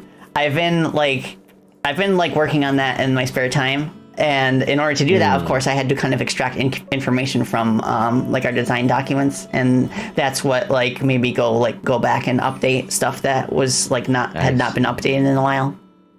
So it's just one of many things that you just like need to keep track of when it crops up. I just was reminded something by me saying people don't read. I remember, and that's really funny. When we work on, I think the latest iteration on delivering hope, David had like a paragraph, like when you launch the game with the new update, right? He had a paragraph of like saying like there's a new mode, yada yada, blah blah blah. I was like, bro, everyone is gonna dismiss that shit, and they're never gonna read what you wrote. So So instead, what he did, and I think the first version he did, it was kind of like more like to be funny. I don't think this is what ended up being in the game. Uh-huh. But basically, instead, you just cut the whole thing, and on the main menu on the first boot, there would be like 6 arrows pointing at like the new the new UI, so people like click on the new thing that you made. And I was like, well, the arrows work. Let's go. You're gonna get their attention. Nice. Yeah, that's how to do. That's how to do it. That, in terms of like people kind of like not reading stuff, that's kind of like that kind of reminds me of the way that I did the UI design for Freedom Planet 2. I made sure that every menu option had a corresponding icon next to it, so that even if you didn't understand English, you could still kind of like gauge what each option was supposed to do just by the symbol that's next to it. And actually, yeah. Go ahead. But I will add something. Yeah, that's something that I kind of wish I had room for with the UI in this game. Maybe I still will at some point. Maybe what I could do is I could have maybe not an icon next to every option, but have like an icon, like a single icon on the screen that changes appearance depending on which option you've selected. What I want to say is, forget the UI, and there's a game you need to play or replay at least the first level. Okay. To this day, in any kind of platformer games, I think this game is the best tutorial level I've ever seen. Okay. Mega Man X. Oh, the first that's level. One of my favorite games of all time. Yeah, I me too, adore actually. the Mega Man X series in general. I have played first level. So many. Teaches you everything yes. you need about the game. Have you watched without telling you? Have you watched the Ego Raptor's sequelitis video on it? I'm not sure if I might have, because I watch a lot of stuff. He pretty much like goes in. He goes into like really in depth about how good Mega Man X's intro stage is at teaching you how to play the game, and he does it in a really funny way. And it's a pretty old video. Like it's okay. one of the internet legends. Yeah, you all know what I'm talking about. Ride on cars. Okay, I might. I'm gonna boot it up so I don't forget. Okay, later. yeah, sequelitis Mega Man X. Okay. It's so good. Like his sense of humor is just on point, and it's still on point to this day. Okay, but he does it like in a highlight way. Yeah. How the game design is, right? Yeah, like kind of like he describes it from the perspective of a player, not of a game developer. I actually, yes, I've seen this. You've seen it, yeah. I don't know if I've seen this video, but I've seen stuff. My God, do you know how old this is? Yes, it's very old. Holy shit, we're old. Oh boy, it's Mega Man. Yeah. Oh no! Suddenly, the dread of my age just hit me in the face. I might have seen it. I'm just actually, you know what? He did another sequelitis like a decade later on Ocarina of Time versus Link to the Past. That one was pretty good too, but like it's that I feel like the Ocarina of Time one is a bit more subjective. Like it really depends on what you're looking for in a Zelda game. I might have seen it. And I feel like what he looks for is something a bit more like open-ended, kind of like Breath of the Wild. And like I really enjoyed Breath of the Wild. Tears of the Kingdom I think was too much for me to swallow. There's just so much to do in that game that I just like found myself getting lost after a few playthroughs. To be honest, yeah, there's so much to do. But I thought that Tears of the Kingdom had more interesting game design. Yeah, I'd say so as well. Just like the way it kind of leans into super creative. The way it leans into construction, how that kind of ties into the narrative about Hyrule kind of like rebuilding.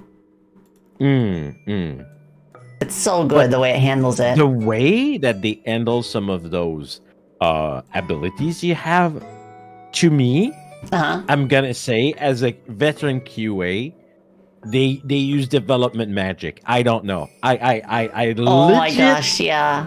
don't understand how these features work. Like I rack my brain around like how, especially the remembering like all of the movement kind of thing. You would think like at first you look at this and you're like, oh, everything is like on it's like on a path, right? Yeah. And it just like go back. And then someone tells me, no. You can take an item, make it the path you want, and then you can use that to your advantage afterward by like rewinding. And then you're like, so the game save the pathing you create, or anything that creates the path, and then you can rewind that, and it like always fail proof. It's probably not always fail proof, but yeah, it's kind of there's some stuff just like it's kind of interesting how it kind of like really like does everything it can to encourage you to like build things and find creative solutions. And what I found in Breath of the Wild, I always tried to find creative solutions to problems. But when Tears of the Kingdom explicitly encouraged that, I tried to find the simplest solution to every problem. Like I distinctly remember in the starting area, there was like a broken minecart rail and a minecart next to it, and you had to kind of figure out how to pull yourself upwards from it. I decided to forgo that, and I decided to physically crawl across the broken minecart rail. Yes, and I did that, I think. That was the most nerve-wracking experience I've ever had in a video game because I'm afraid of heights, and the game does such a good job of portraying how high up you are. I think I put like a highlight of that moment on my YouTube channel in case you're curious about how scared I was. Okay, cool. I was like, I'll take it out. But yes, the second game is all about flying in the air. So they really had to capture like this I element of like feeling high. Well, I mean, in the air. Yep. Yeah. Yeah, thank you for being specific about that.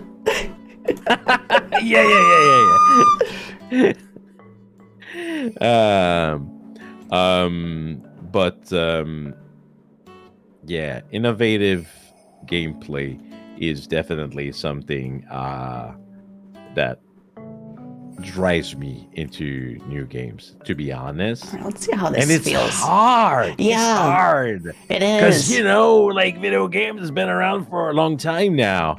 And, like, innovation within system that already exists, and, like, you see so many... Oh, that's cute. Yeah, that's just how the balancing ring works. Oh, I love that. This is cool. Can it... Okay. But yeah, innovation while everyone tries to make the same thing. Isn't that the weirdest thing ever? Yeah. People are trying to innovate, but everyone makes the same game. I don't know why it's happening. Reflecting. Like when the enemy's destroyed, it should like fire a spread of those meteors, but for some reason they're staying in place. But yeah, like I feel like people kind of misunderstand what innovation is, because there's nothing like truly original at this point. Like, yeah, innovation comes through like combinations of certain things that people like either have not really seen before or has not been done in a specific way before. That's how the whole like genre of like action platform games came about. Somebody had the idea to combine traditional platform games with like, like action, like combat. And what makes a really good action game is when there's synergy between the combat and the platforming. And I feel like we've done a really good job with that with this game specifically, because all of your combat options, all of your attacks have a secondary mobility function. Like Chronicopter is the most obvious one. Like Chronicopter gives you double jump, it allows you to glide, it can be used to attack enemies repeatedly. Yeah, it's really strong. And the same thing with the drill dash as well. It allows you to cross gaps, like physically, but it's also a very powerful attack in its own right. That kind of like synergy between combat and platforming is what makes these kinds of games very satisfying to play. And that's something that I learned to get good at, like, very early on in my career. And that's I'm watching all you so playing far. this level right now, and the first thing that came to my mind. There's an Easter egg where your first idle animation is replaced with a new one, specifically for this stage, and specifically when Sana appears in the background. Sorry. She waves at you. She's like, yeah. I love that. This is so good. What the heck? I was about to say something about that actually. Sorry, some coughing going on. Okay. If it's a Sana level, you're gonna need to go all in. Like, I don't care, guys, you're gonna suffer, okay? You're gonna suffer just like us. You're gonna go all in into the emotional value of that level. If it's Sana, people, they will cry. If you don't cry, like, we made our job, like, we didn't make our job well, right? I want it to be in a more positive kind of crying though, like nostalgic. Yeah. And but you know, like, I feel like, more like I feel like the majority of like the work in that sort of feeling is going to be with the music when it's done. I don't want to say anything about it right now, but it is sounding amazing so far, and I can't wait for it to be finished. So, I sometimes comment on stuff on YouTube and everything. And one of the things that I was surprised I had the most comment on is you played the Idol Showdown? I'm not really big on fighting games because they hurt my hands. They have great music. Actually, that means you never heard it, so you need to hear it. Oh no! You did? I've watched like playthroughs of Idol Showdown, like when the talents play it and when other people play it. The Virtual Frontier music. I'm gonna think send it to you anyway. Because they have a music there, and I swear the way that it's made is so smart. It's very emotional in a way. And yeah, I wrote a comment in there, and like a lot of people like reacted. I'm gonna send it to you. Positively, and the way they made it was so smart and so emotional in a way. So I'm just gonna send it directly to you. You can give it a listen later. But okay. Yeah, it was a great way. Oh right, Astro Girl. That's her MV. Yes. And yeah, that was. Oh yeah, you all know that we're gonna have an Astro Girl song in here. It's gotta be Astro Girl. Come on. It is a sentimental track, and even if like nothing would have happened, like the track itself is emotional. Yes, exactly. So yeah. Oh no, I see chat. Oh no, yeah. Yeah. No. So yeah, that was really well made. On the emotional value, but anyway, I'm just saying because but it is true, and I think that Concertus RPG did it very well on the positive aspect of it all. Sana is like, she plays a big role, and in the end, she's coming back at the end, right? We don't have to. We are fan games, like, and the guideline is as long as a talent is shown on their website, you are free to use them, right? Yeah, that's kind of like the impression that I get. So yeah, that makes sense. I can tell you, it's not only an impression. I can confirm you. I work with some other dev, and cover says. All right. Well, that. Thank you for the specific clarification. It really does mean a lot. Yeah. So as long as the talent is there, like for example, I think Magni and Vesper are still showing there. Yeah. So I noticed that actually. Yeah, that was kind of a question mark for me too about like whether or not we could have references to them. And the fact that like you can use their images even if they graduated, it doesn't mean that it has to be terminal, if I can say it like Right, that, right. within the game, right? It doesn't mean that like Sana has to go away. So I was happy at the end of yeah, spoiler alert. Sorry about that. I should have said it's a pretty big spoiler for Considerous RPG, but like the fact that she does come back at the end, I was just like, this is great, like, because it doesn't have to be just like, you know, the current like quote like you lore. don't have to like you don't have to like form their character arc in a game doesn't have to like line up with like their progression as a talent. I mean, it's fun, don't get me wrong. Yeah. References in those games is one of my favorite things. When you go like, oh yeah, you know, the meme just like, oh yeah, I know this reference, you know.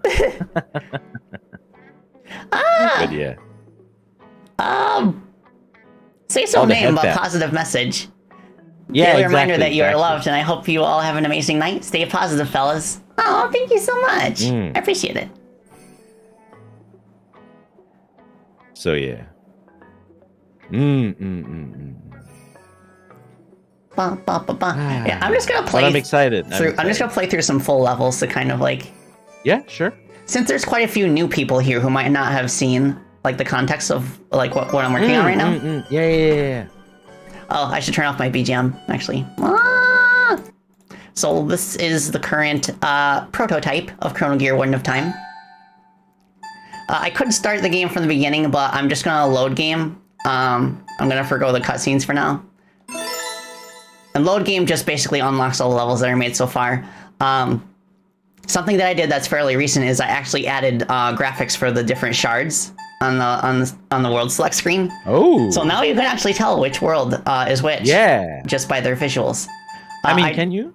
Yeah, I do want to work a bit more on Civ and Chaos because they're not animated right now.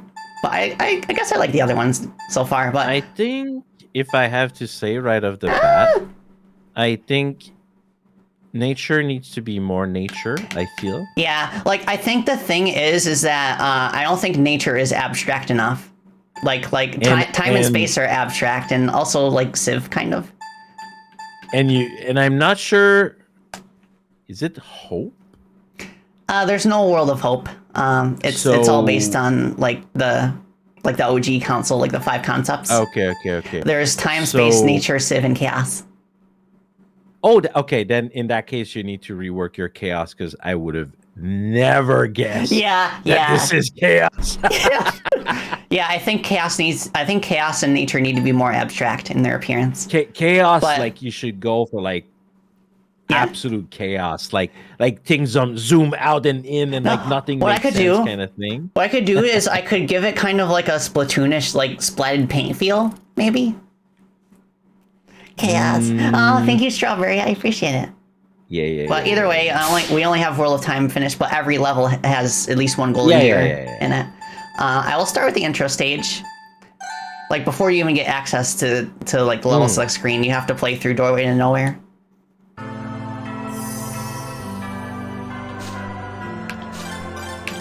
And like, of course, this is a basic stage, so you really get used to how Crony controls.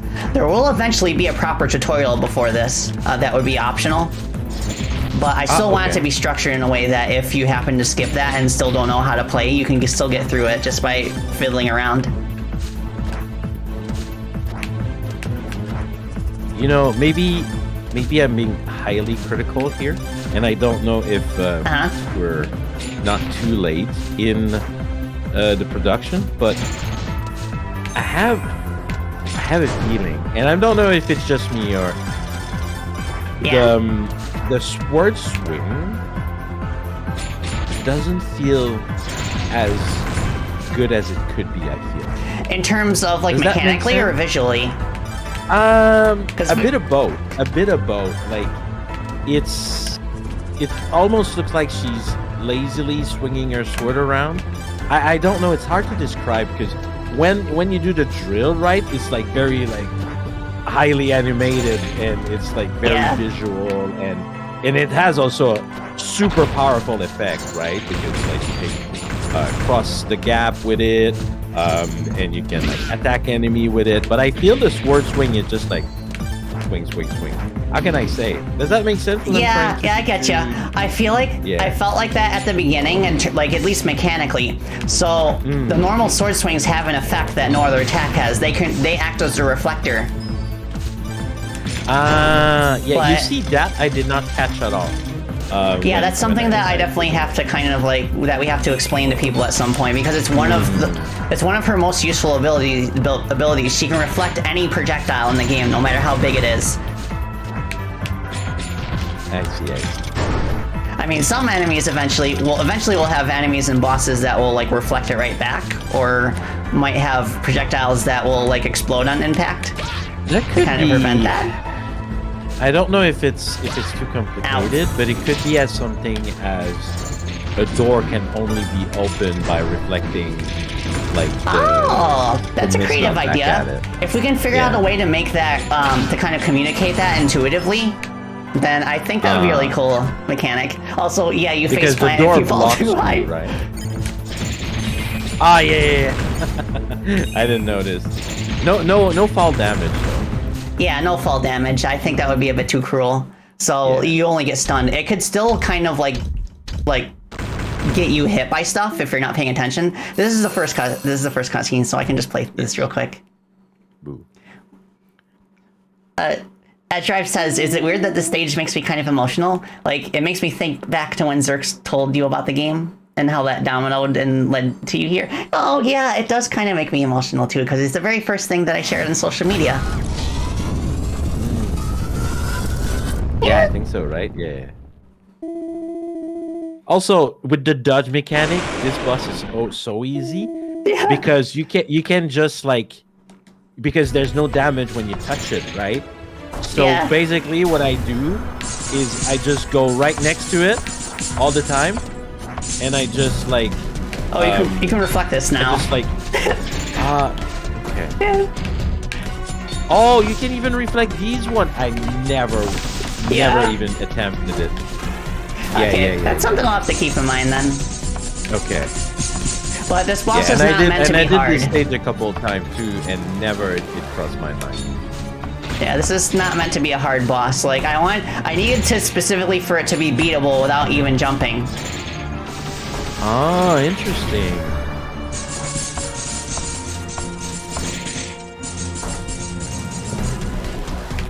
Okay. And even if you use like, it also has to be like pretty easy to beat, even if you don't use your time powers, because that's not guaranteed that the player will know how they work at this point. Yeah. But if you use your time powers, it's even easier. Using haste to attack it a bunch. You can also use stasis to kind of like make its flame slow down. Yeah, there's one boss. I don't know if people know about this, but one of the boss there is right now that in the completed level there is that gave me some trouble.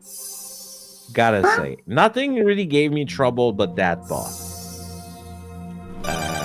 Maybe ice related boss, if you know what I mean. Nice. You know the boss I'm talking about? Okay, boss. Let me see. Are there any other bosses? Yeah, there's two. I don't know if you've shown, so I don't want. There's two other bosses in this game. There's one in Jewel Cyclone, and then one in the third Belltown mission. You've played both, right? Yes, I played everything there. Okay. Yeah, it's ice related. That's all. Okay, yeah. I've shown off Jewel Cyclone's boss before. You did? Okay. That's my favorite level so far, just because. Like, Ice Dragon gave me some shit. Red Dog's here. I want to pet him. Hold on. Yeah, the dog. Okay, Haidon says, is the goal to be able to explain all the mechanics through gameplay? I kind of want to, but I feel like they need at least one explanation at some point. But after that, I would want to kind of like encourage their use organically. Yeah. Okay, let's go back to stage select. What? Did you fix the one bug that I the what? I told you the NPC who broke my game? Oh no, I still need to get to that. Don't talk to him. Yeah. Don't talk to him. Yeah, Belltown 1 is you can kind of tell that it was still at a point where we were still trying to decide what kind of game we wanted to make. like how we wanted to approach platforming. So it needs to be redone at some point, but it's still a fun little stage. That one level, I just like went in the air, and I just like did what I said earlier, right? I was like basically doing the drill helicopter, and basically like just skip the whole level. All the platform were not used. So you did this? Just went this? Well, I went at the highest point at the beginning. Oh, okay. And then I would just like drill helicopter. Okay, so which level is this? The speed run strat. Yeah. Was it this one? Because I'm trying to think of a level that has kind of like a downwards like layout like that, like diagonally downwards, to where you can just kind of skip the whole thing. Right. I feel like there'd be a pretty like practical solution for that in terms of like adding like walls up high that you'd have to kind of like snake around. Yeah. Oh, I have a question. Yeah? What is the purpose of the second telephone? The purpose of the second telephone is just for backtracking, which I honestly think we could get rid of it in that case. Because that's another reason why I want to redo the stage. I want the crony phones to be a bit more integral, like as a bit more central of a mechanic. I see. They only appear in that one spot, and the problem is that the crony wheels take you horizontally at high speeds, but the climax of the level is a vertical ascent. So we might have to rethink the ending of this level. I see. But here's the first proper like puzzle that involves one of your time powers. Yeah, this one I was just like, okay, hold on. I was like, yes, classic. Oh, Kebby asks, are you going to be applying for Hello Indie? We already did. Like the exact same day that they opened up applications, I sent one in. Oh wait, that's Kebby. Yeah, Kebby. Hey, what's up, Kebby? Thank you so much for stopping by the way. Hope you're doing well.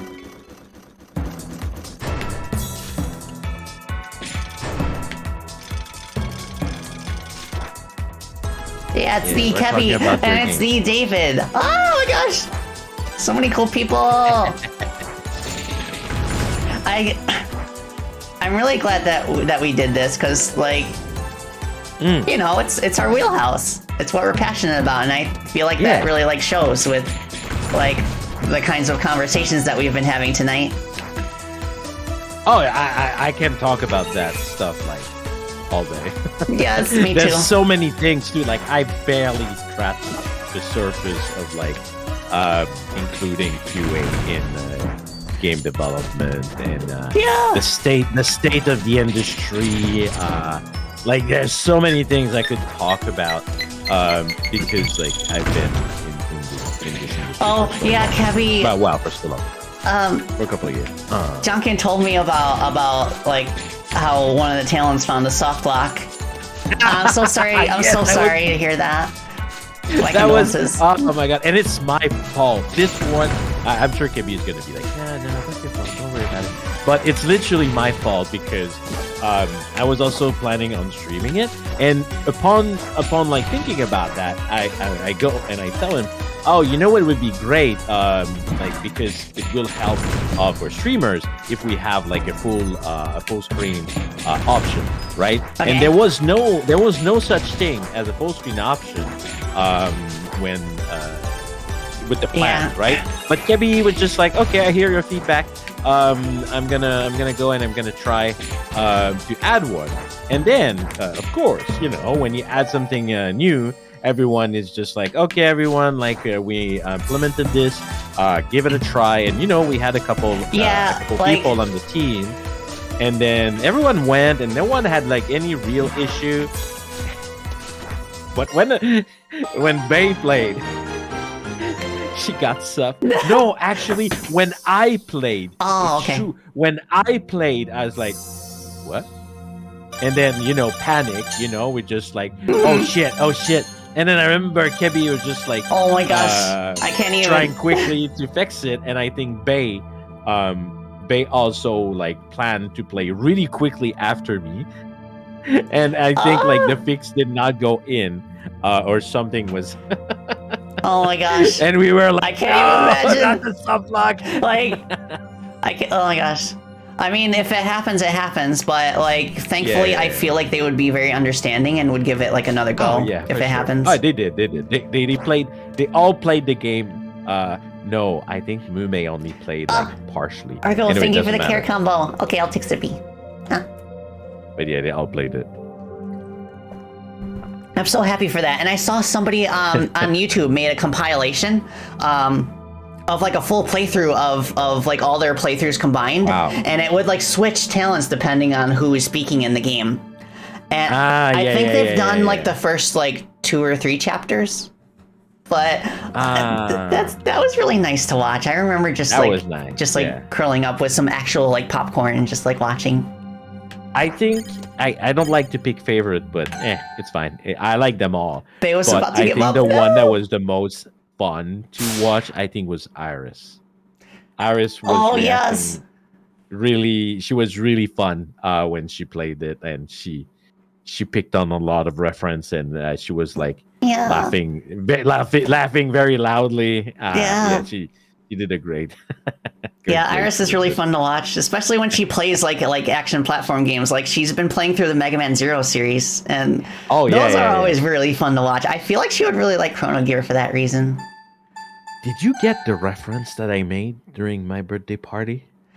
Oh, you know, you were. Oh no, where you were gone. I did. Maybe you would have won actually. I made a guess whose line in video game this is. Okay.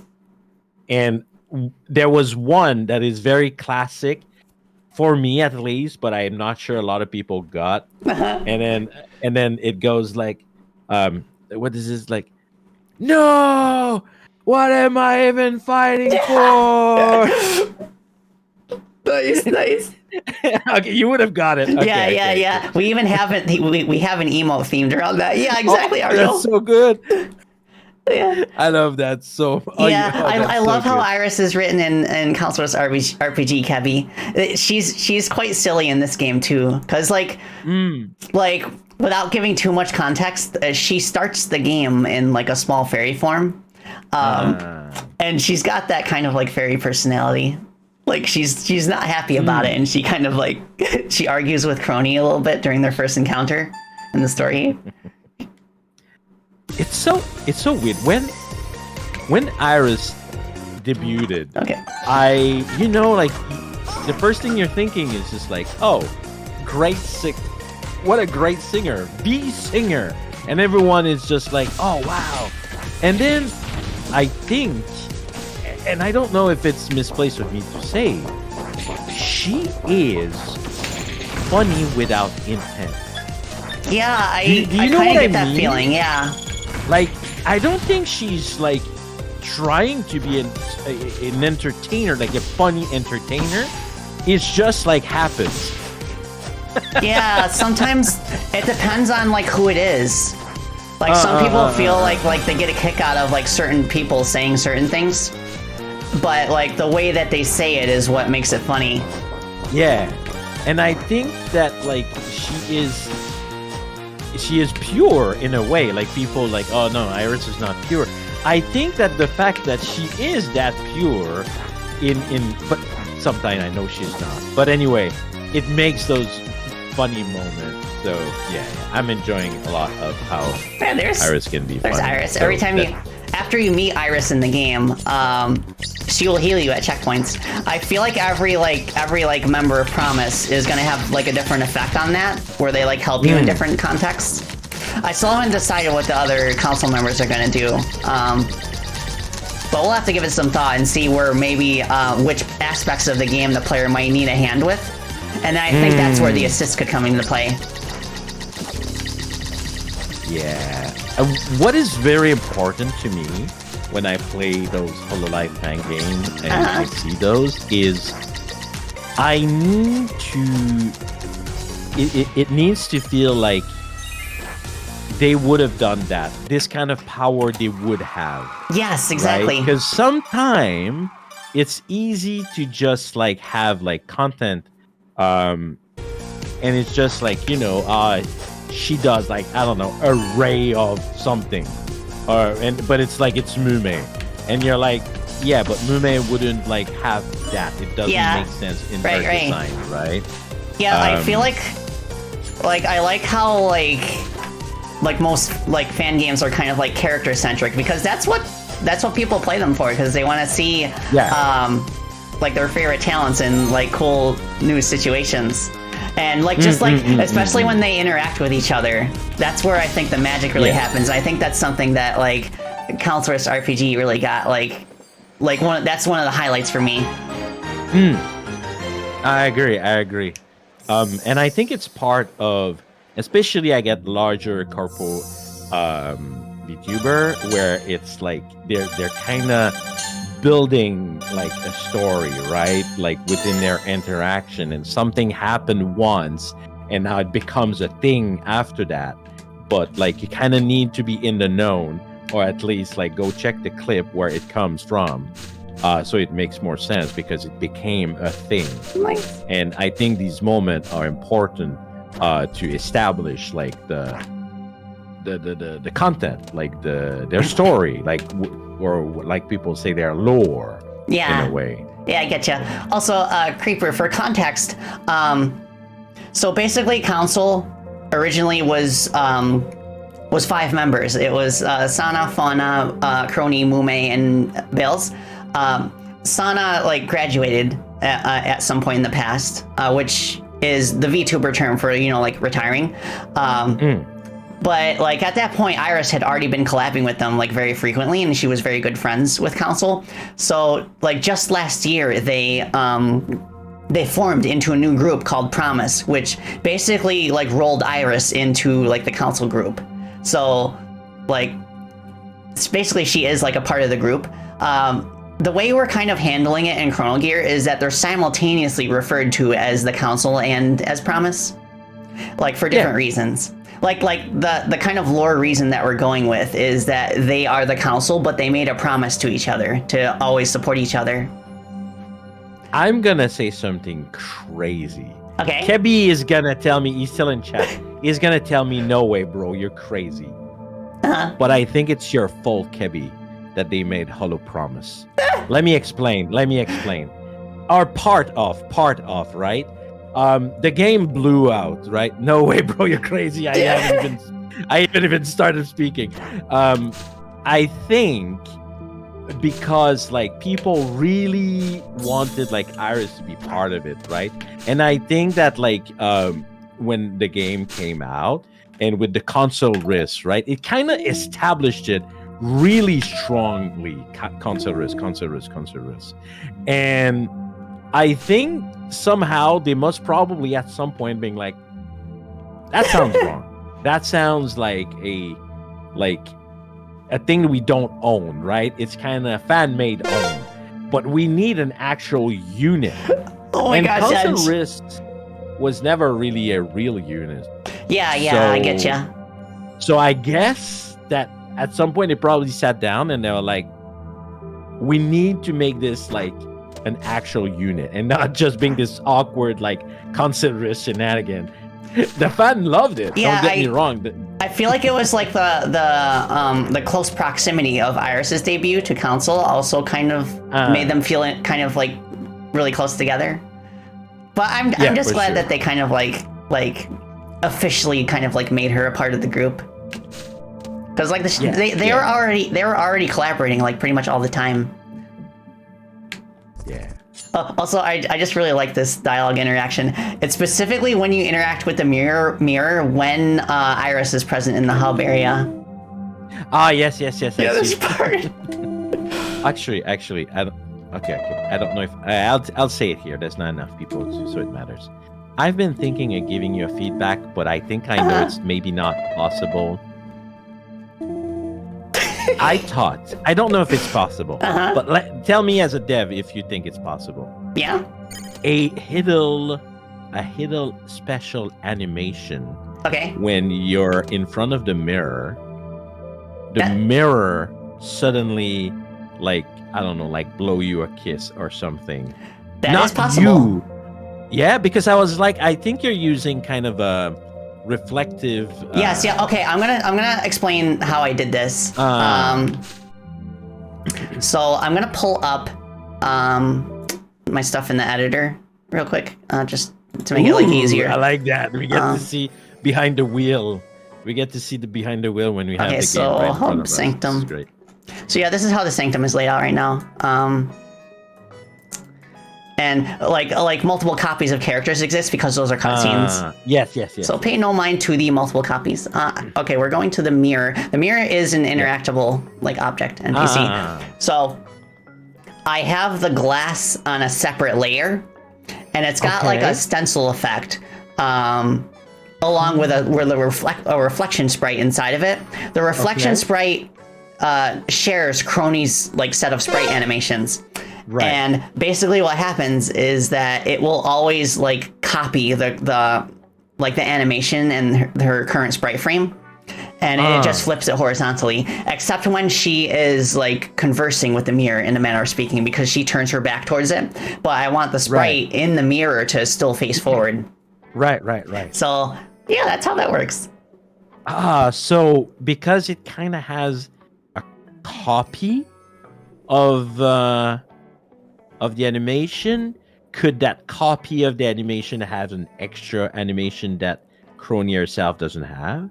Yes, of course. They already has an extra animation. It's like I just explained, where like when Crony has her back turned and she's looking into the mirror. The mirror sprite remains forward facing, but you can see she has like a little smile during that frame. So if we wanted to, we could draw an animation where she just does like a pose of some kind. If we wanted to. Yeah. I was thinking, because we all know like she loves herself in front of the mirror, right? Oh yeah. So if like the player would be idle in front of the mirror, like the mirror itself would do something while the main the main Crony doesn't. Like, you know, like I said, like blowing a kiss, or it could be like just kind of anything like kind of love related.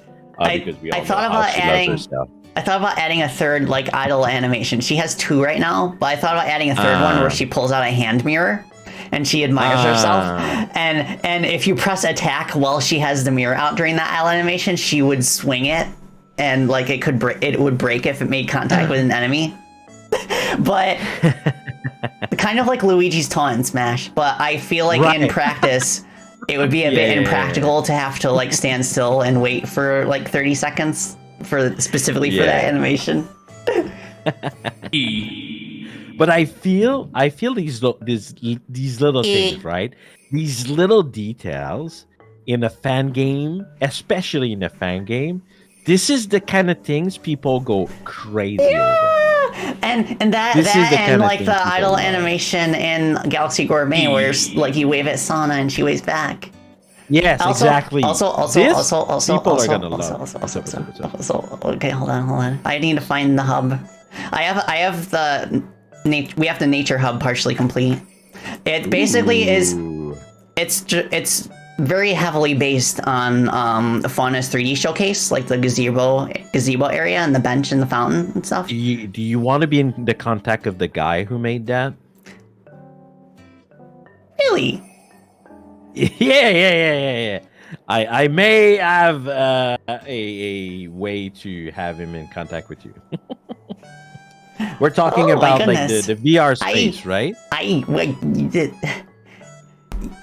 Yes, that would be pretty cool. I could use specifically like a reference of his world tree, because I really don't know how to fill in like the glowy green spot in the middle. Yeah, he's pretty. You know who it is, right? No.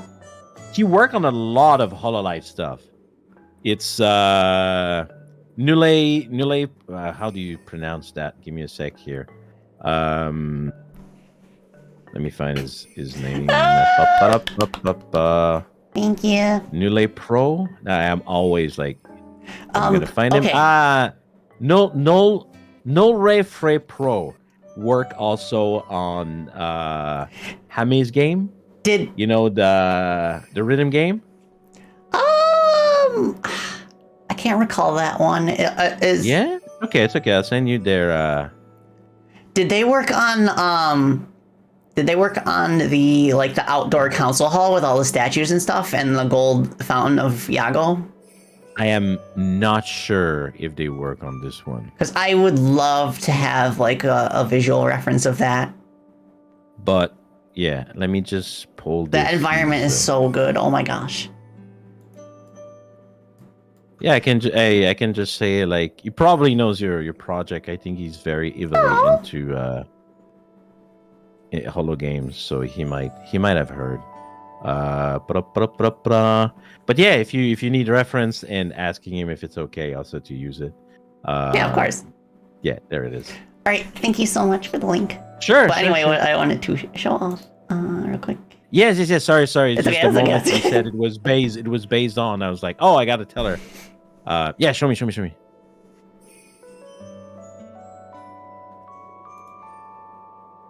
Okay, it's taken a while because I assume it's because there's... What? Why is it not responding? Okay, there we go. Because we're streaming. Okay. It knows. Wait, I really like the pixel art in this too. Edge Drive and I teamed up on it. Edge did the foreground tiles, like the grass and stuff, and also did the tree trunks.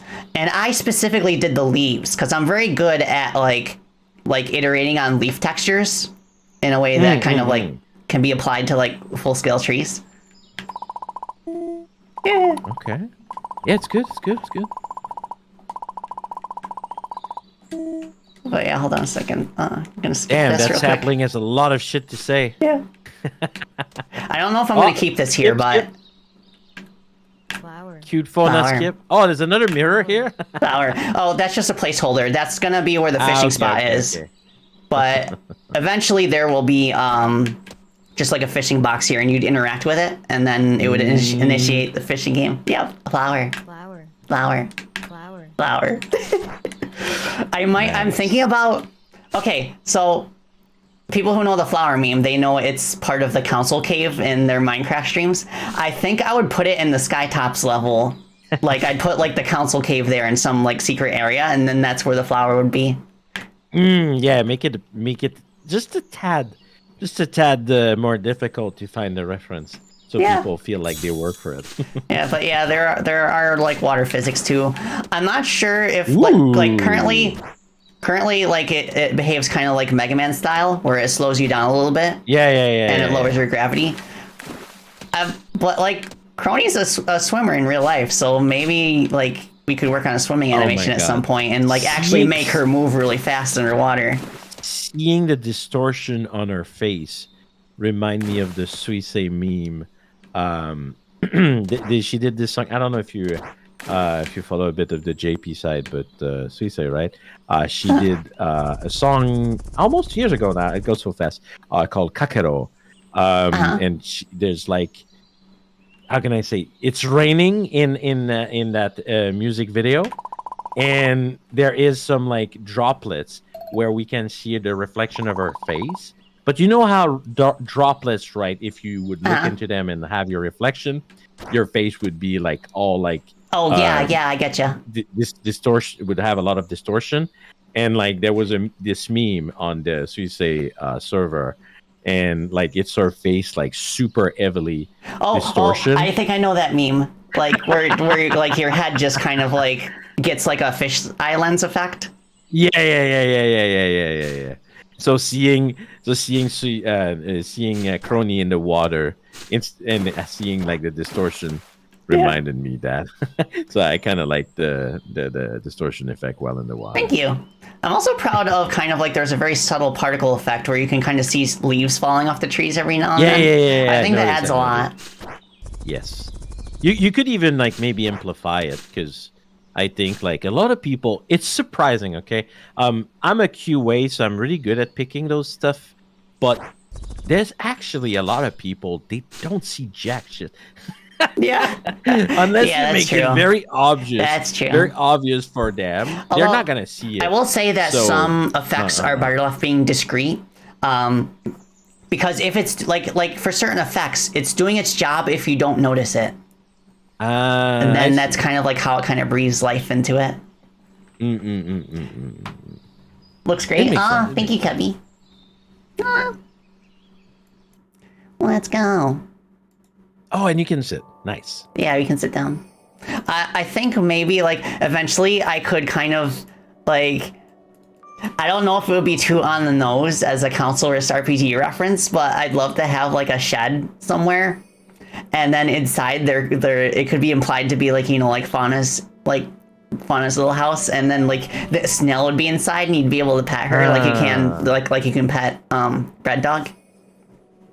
I have a sprite of snail actually that I recently finished. I want to show. Oh, yeah. You definitely need the cat somewhere. Okay. I'm gonna pull up my drawing. 100%. It's too important for her, I think. And you know what? Snail. I don't know on the team. And I don't know your. Cute.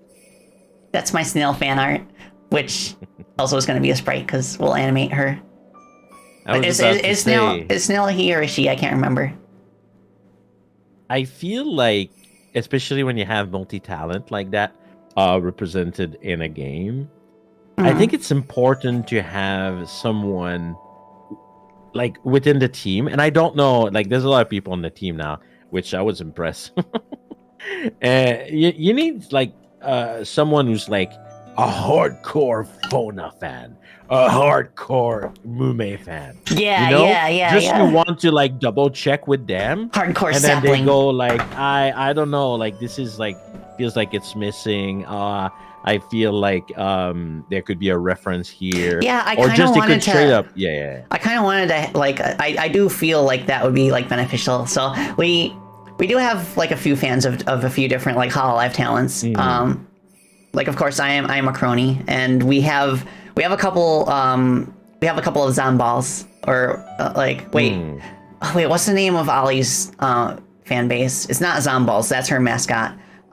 It's the family. Zomali? It was Zomali, isn't it? Yeah, I think so. Okay, yeah, and we have a fan of Suisse as well. Quite a lot of spreads, and of course Edge and I are also bubbies.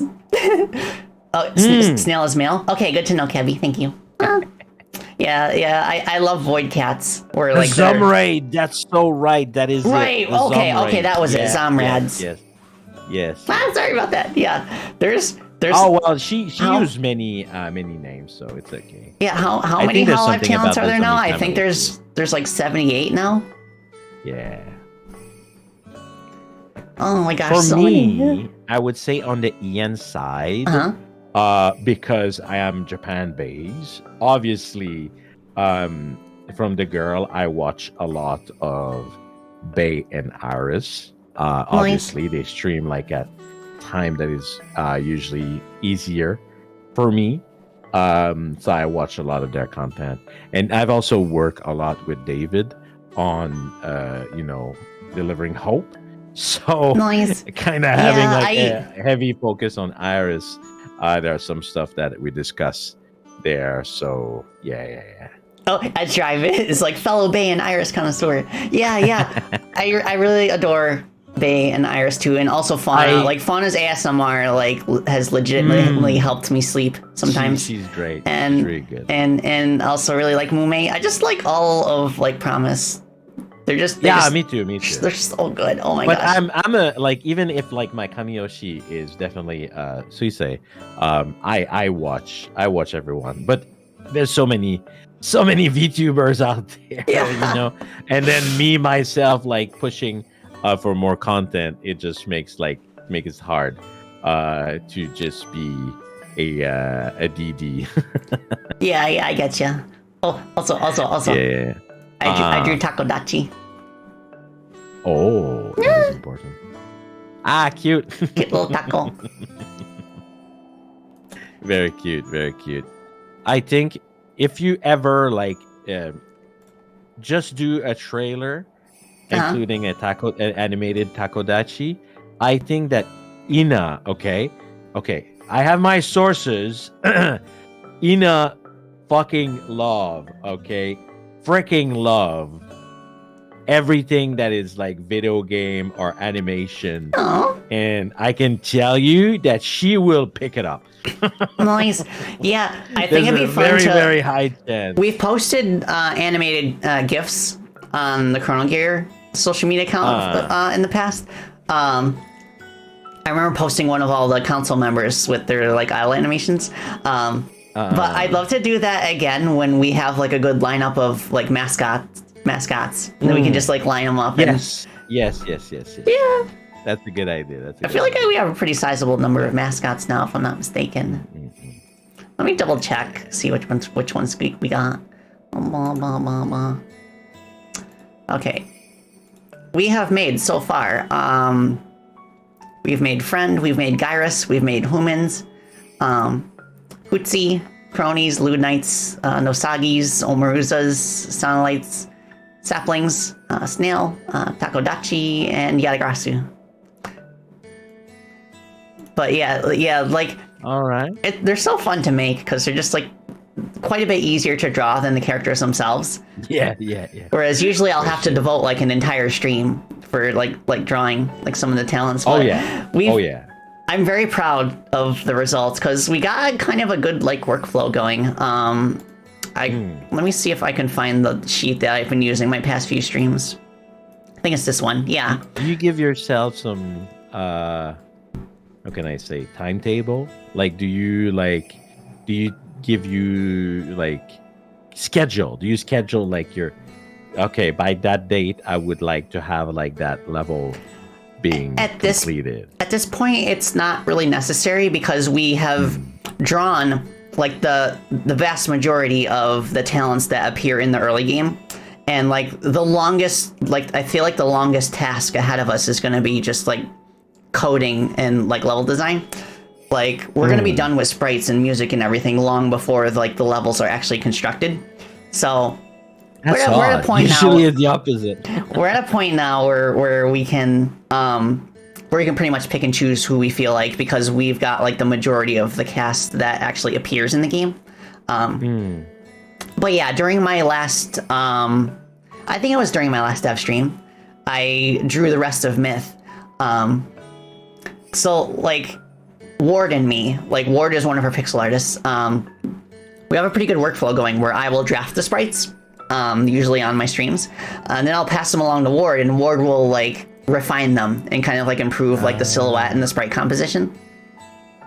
It's not always the case like that. Sometimes I handle sprites entirely by myself. I did that with Crony and Laplace, for example. But, like... It's really cool because we're learning new techniques from each other by collaborating like this, and it by like kind of like having this workflow, it kind of like eases the burden a little bit so that we can focus on the specific aspects of pixel art that we excel at. All right. Would you say that outside of art, are you like, how can I say? Do you have all the feature you would want, like all the mechanic in the game, or you still have to work on some mechanic? I feel like it's like mostly there, like in terms of like the general game flow. I think the most major thing that we're missing right now is a save, like a proper save system, because that's important. As a placeholder right now, like load game just unlocks everything and takes you to the stage select screen, but like. We do need a save system. I also need to figure out what we're going to do with assists from the other Promise members. I think those are the two most major ones, outside of like specific things that are like specific to like levels. You know, like boss fights and level design and all that. But that's a general That's part. what I was about to say. As long as like you have all your core mechanic, you can just focus like on the level building. The core gameplay loop is there. Like we've got like we've got like, you know, like the golden gears, the hub areas, like NPC interactions, and you know, all of Crony's abilities and stuff. So I think like we're like really close to having just like the core stuff like complete, and I feel like once we cross that threshold, like building levels is gonna like be a more streamlined process. Yeah.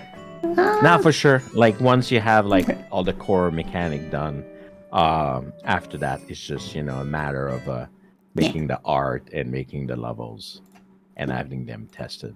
Yeah, I didn't finish all of the levels. Wait, I have to turn off debug in Carnival Railway because I noticed that when I tried to go into Bell's Train, it took me to Poco's Trains because I was playtesting that recently. So once this boots up, I gotta back out real quick. Error messages. Usually I get those error messages if one of the objects in the scene is trying to play an animation that doesn't have all of its nodes. It doesn't break anything. Yeah. It doesn't break anything, so it's fine, but... Yeah, just false positive. Yeah. So, okay, where is it? Okay, here. See, so basically the way that I structured this level is that, like, this is 2 levels in one. You've got Bell's Train and then you've got Poco's Train.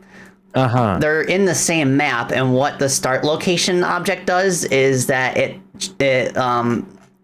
figures out which, like, position you should start in based on the mission you selected. I also in the start locations, I have a debug mode that I've made just for quick testing, so that way I don't have to boot up the game and then go to the level select and then pick the level. I can just start it like right from the level with the debug active.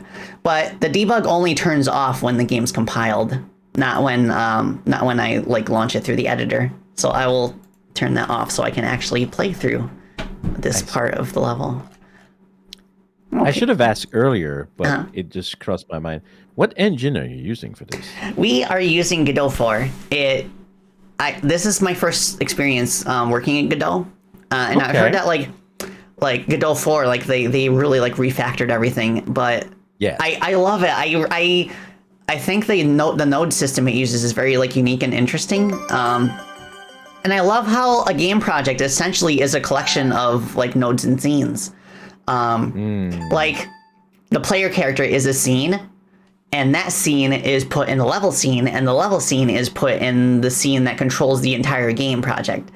And yeah, it's just a bunch of nested scenes, and that makes it really easy to like edit specific assets and have those changes applied to the entire project. So I don't really have to worry about it as much as I do with Unity's prefab system, for example. All right. Yeah, Godot, sweet. Yeah, even David like commented, I think from our last conversation we had, me and David, he was also switching over. Yeah, it helps that Godot is not only free but also open source. So if you really wanted to, you could kind of like edit it to accommodate other programming languages. But we are using GDScript for this, and it has served us very well. I see. All right. So now you're gonna play the circus level? Yeah, just the Gavis's train because I couldn't before because I had debug enabled. Okay. But this would be the first one. This would be the first mission, and Poco's would be the second. Why do you call him Gavis? Fine. I feel like we don't hear the Gavis part a lot.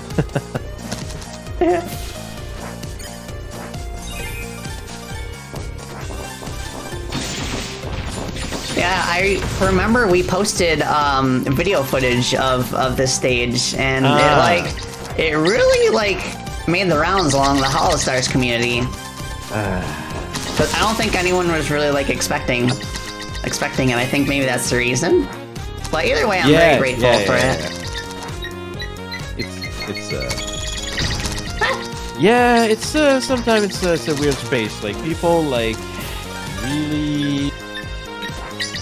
to be honest, Bettel just did a stream with Bay the other day, and it's not abnormal. It doesn't happen often. Right. So I guess some people are just like, huh, when it happened. I think it's just because I feel like some people get the impression that they're two entirely different companies almost. You would need to be very ignorant to think that, but yeah. I think it's just the difference in branding, I suppose, and just the fact that they kind of have their own styles of doing things, their own ecosystems. But it's really cool to see them hang out sometimes, Yeah, no, for sure. And I think like what is important to also remember is that this is not a cover associated product, and like in the end, like if you want to have representation of all the cover talent, then it's you as a dev that is in control of that, right? So like even if like you have people that like enjoys it, well, I mean, enjoying it would be ideal, but if you have people that don't enjoy it, it's just like I mean, okay, then it is what it is. Then I want that as a dev, and if you're not happy with it, well, too bad, I guess. I really enjoy this puzzling part. By the way. Oh, thank you. I was really struggling for a long time to figure out how I wanted to end this stage. So that's when I came up with kind of the pachinko slot mechanic. Also, thank you for that bug report with these not flipping back to solid. Yeah. So I fixed that. So this final room, like, I like that the enemy being able also to switch it at the nice, so like it really kind of like you really have to deal with the enemies first before you're able to safely get to the final golden gear.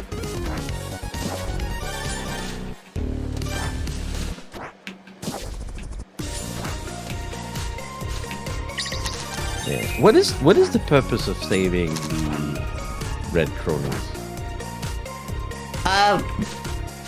So like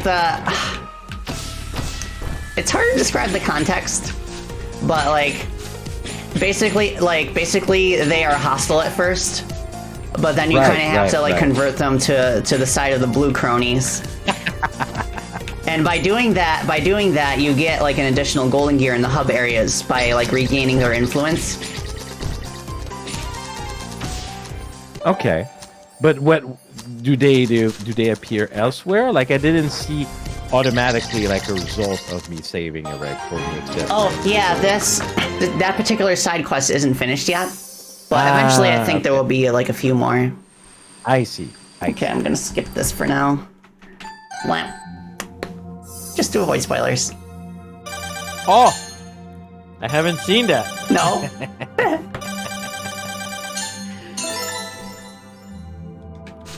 All right. Yeah. Nice. It's definitely it's gonna be a great end product at the end. I think that like this is like sometime as a creator, any types of creator, right? It's really difficult to convince yourself this is good. This is good and people are gonna love it. Or we are often our own worst critics. Yeah. Absolutely. Also, thank you, Exo Drifter, for the follow. I appreciate it. Hi. But yeah, it can be sometimes very difficult. But I think in here, in the case of Chrono Gear, the only thing I fear really it's your scope. When you say things like maybe 2 years, I'm like nah. I don't know if we need to talk, but 2 years, like the craziest thing with the internet is you never know what's gonna happen tomorrow. And you don't know how irrelevant you're gonna be tomorrow, right? And I think especially in the holo fan kind of world for games, like the longer a project takes, the harder like it can hit you. Right now, I think that like the Chrono Gear is like it's definitely on a path. And the more like you're gonna add, the more you're gonna tease. I think it's just gonna grow, right? But there's something I've noticed is the timeline is so important. The timeline of like the game releases that date, and being consistent on reaching like all the milestone on time like makes a huge difference. And this is why in the game industry, when they're like, okay, we're announcing the dates, and they crack their knuckle, right? And they're like, we're ready. This is the date we're gonna release the game. And then when they drop, and when you have like they drop, everyone goes, yeah, like they let's all like go. they're excited about, like, because it's official, right? It's official no matter what happened most of the time. Like it's gonna launch on that date.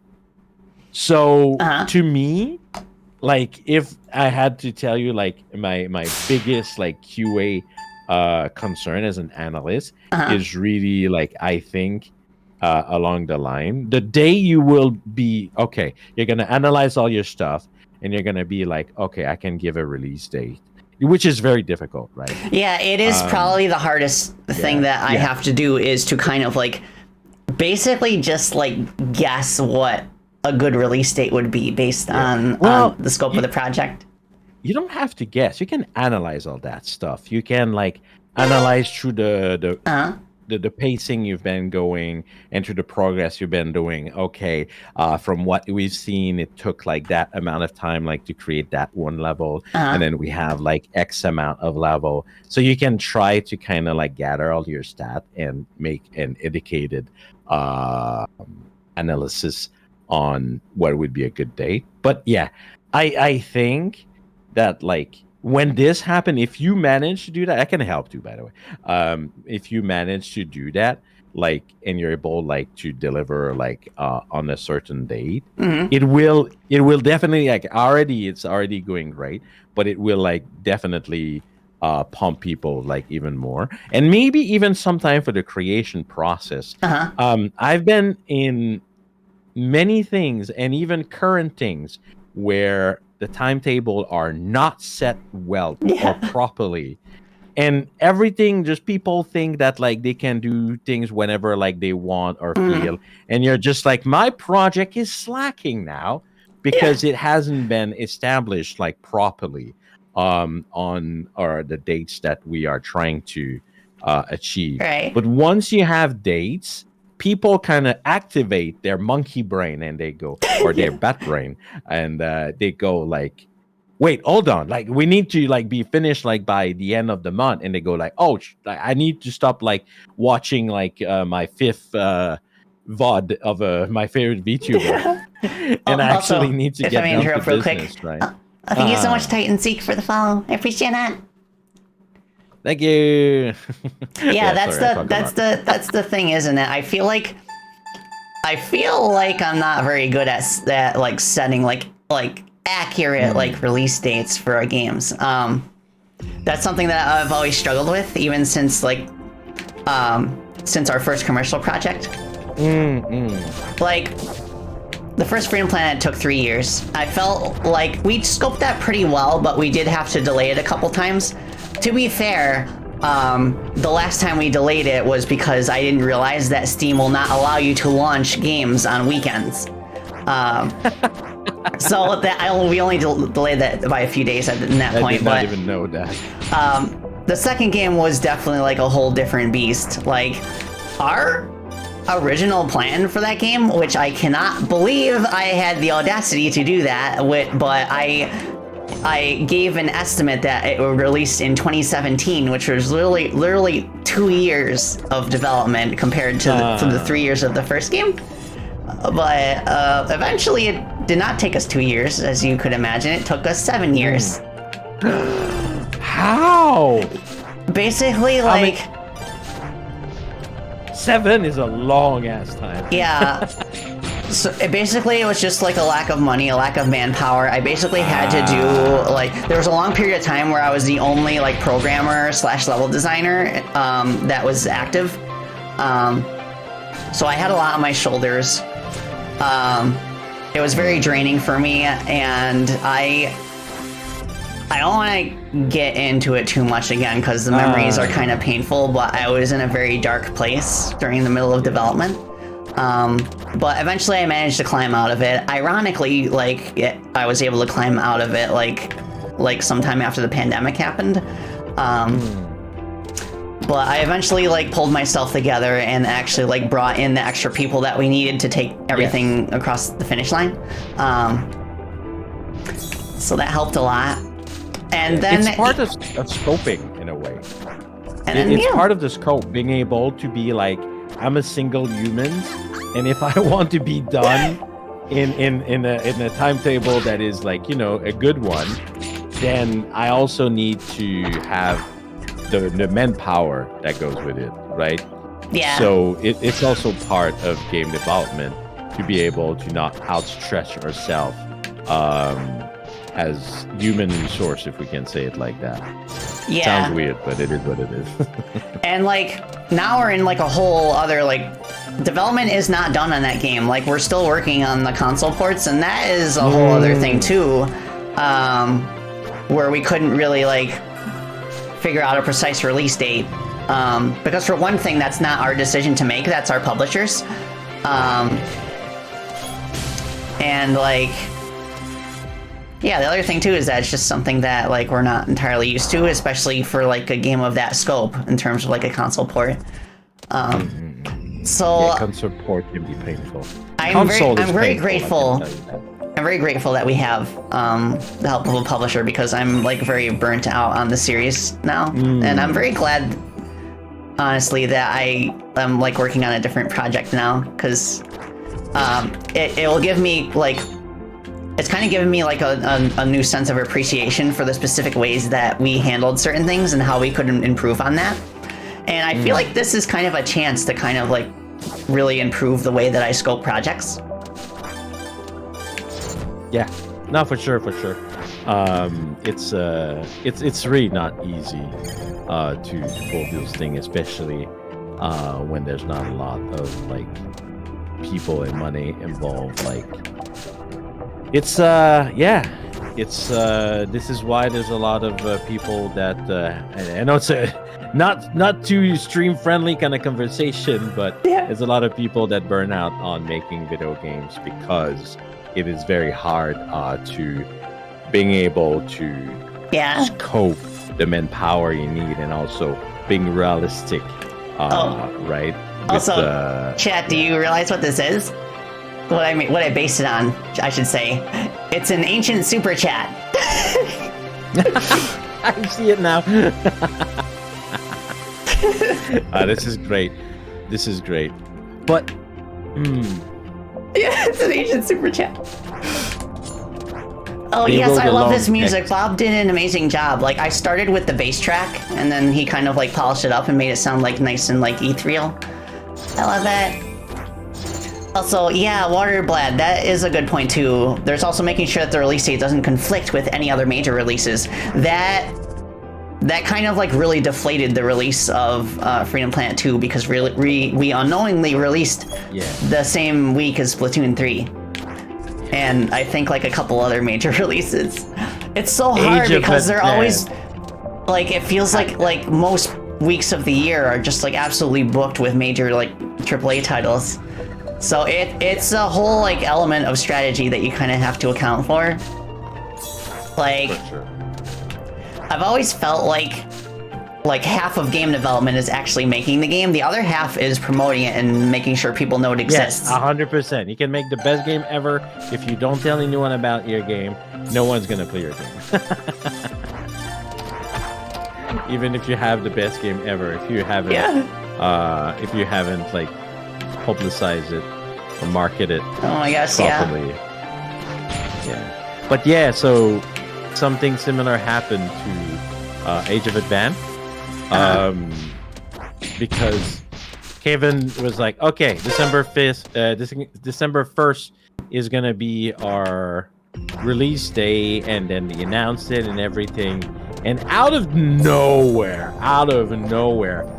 cover was like, oh shit, Holo Indie is releasing, and also Holo Parade on the same day, and then it was also December 1st, and oh my god, oh my god, Kevin did not take it very well. I mean, understandably, right? I get ya. And then like out of nowhere, just like announce another hololive game that is published by us. is coming out. It was just like timing. Yeah, I'm sorry to hear that. I know what it feels like, so Yeah. like I can relate. Also, Crunchjaw, thank you so much for the follow. I appreciate that. Hope you're doing well. So so there's a lot of challenges ahead, but now that I guess I've said it here on the stream, and I will be helping as much as I can. I am doing 10,000 thing myself. Me too, not trying to outstretch myself sometime. Yeah, you gotta make sure, like, that's the whole thing. Like, we've been talking about scoping. We just gotta we also have to make sure to scope stuff ourselves in terms of what we can personally handle. Other projects, right? That's why I don't usually stream more than 3 times a week, because I think that's my comfort zone. And it's kind of interesting because I feel like the most challenging thing for me in terms of like being a streamer is like planning out my week, like what I'm gonna do on a specific day, like on stream, what game I'm gonna play, like what specifically I'm gonna show off during my dev streams. Once the stream actually starts, like it's nice and chill. Like I don't really have to worry too much about certain things. So paradoxically, it is a way to relax, but also not to relax. But once the stream's actually going on, like it's relaxing, and it kind of gives me like a break from my usual work. So it's really interesting, and it kind of like makes me think about certain things like in a new light. And it like helps me like plan out my days in ways that I really couldn't before. So I'm glad I started streaming, and it kind of gives me an outlet to kind of like share my passions with other people, and I've been able to connect with our community in a way that I wasn't able to before. So thank goodness for BTubing. Yeah. As long as we don't outstress ourselves. Yes, exactly. All right. Well, look at the time. It's been 3 hours of us chatting. Can you imagine? Oh my gosh. Yeah. I'm getting a bit hungry, and I have some stuff to also, as we're talking about, working on, because I'm always working on something. And I feel like you are the kind of person that is also in that mindset. Yeah, of course. So thank you. Can I speed run through Dual Cyclone real quick? Yeah. The stage will probably take like around like 5 minutes or so. Okay. But yeah, maybe in that case, I can showcase, if you don't mind me saying things that are coming over on my hand. Okay. All right. So I'm a shopkeeper VTuber in Japan, and one of the things I really like in did we talk about it? I don't remember. I love poutine. Ooh. I don't know if you ever heard about poutine. Yeah, I've heard of poutine before. Mainly in the sense of when I used to live overseas. I had a cat, and like my cat over there. Like his favorite food was like liver poutine. Oh, that's fancy. Yeah, it was like liver poutine flavor. Okay. That's where I mainly like know like the word poutine from. I don't know if I've actually had it in the U.S. and it just has a different name here. Or... Oh, it's probably not poutine if it has a different name. Okay. I'm very, very specific with my poutine. Okay. It comes from my from my province.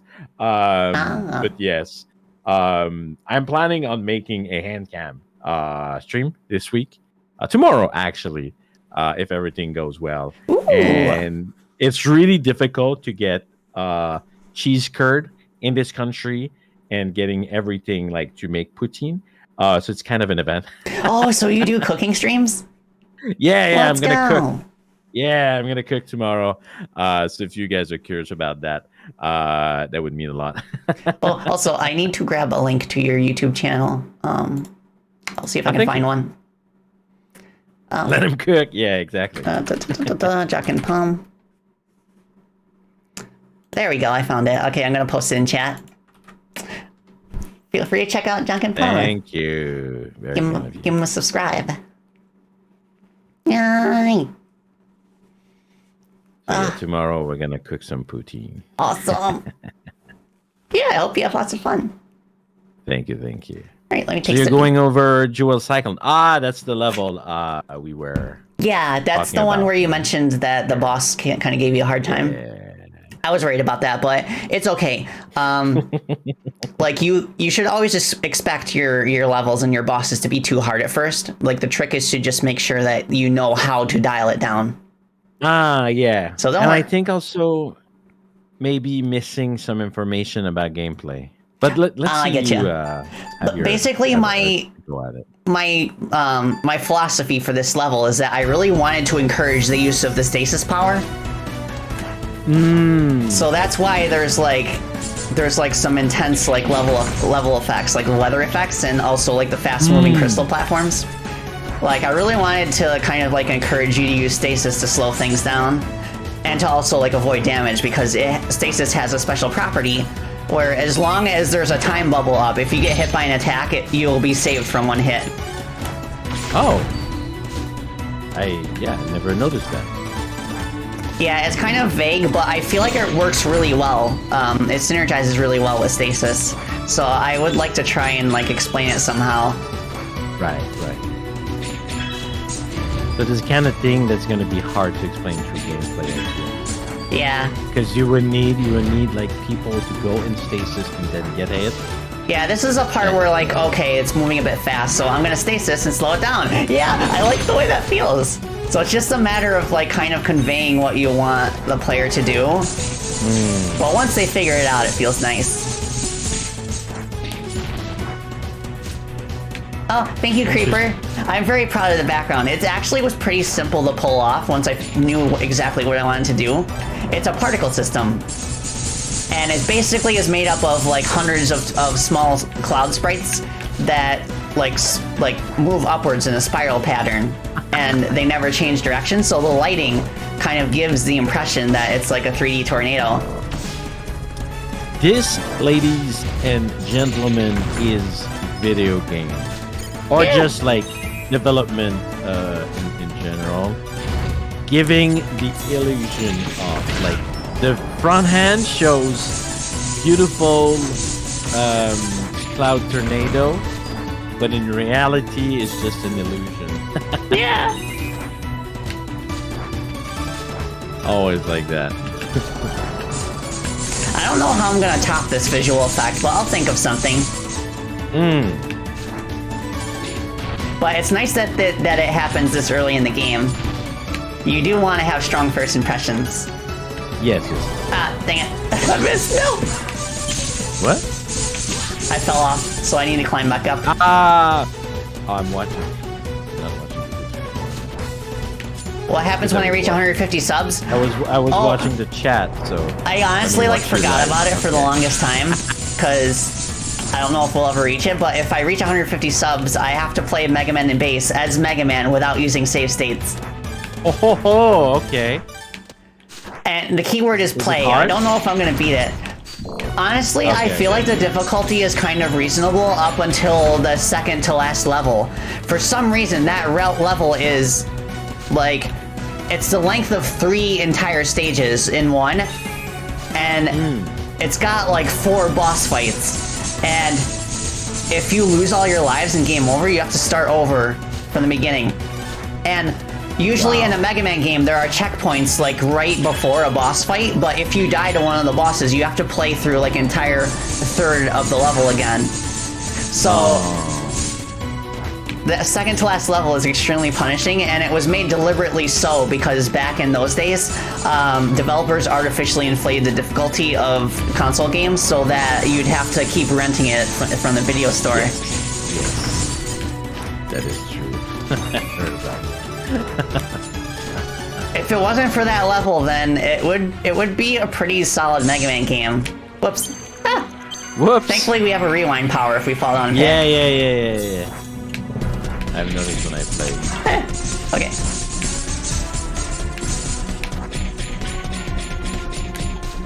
So the stasis power. I thought, maybe wrongfully, that it had to be the thing you want to slow down has to be in the circle. But I've noticed earlier, you slowed down one of the green crystal. Yeah, and it depends. they were all slowed down. It depends, because the reason that the entire crystal chain slowed down is because I'm slowing the chain, not the crystals. And the chain stretches across the entire length. So, okay, so right now, when you pass this, you don't have any problem beating it.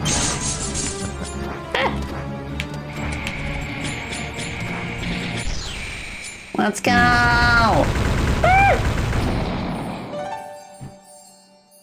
And there you go, exactly 5 minutes. There we go. Wow, exactly 5 minutes. Look at this. Let's go. Professional.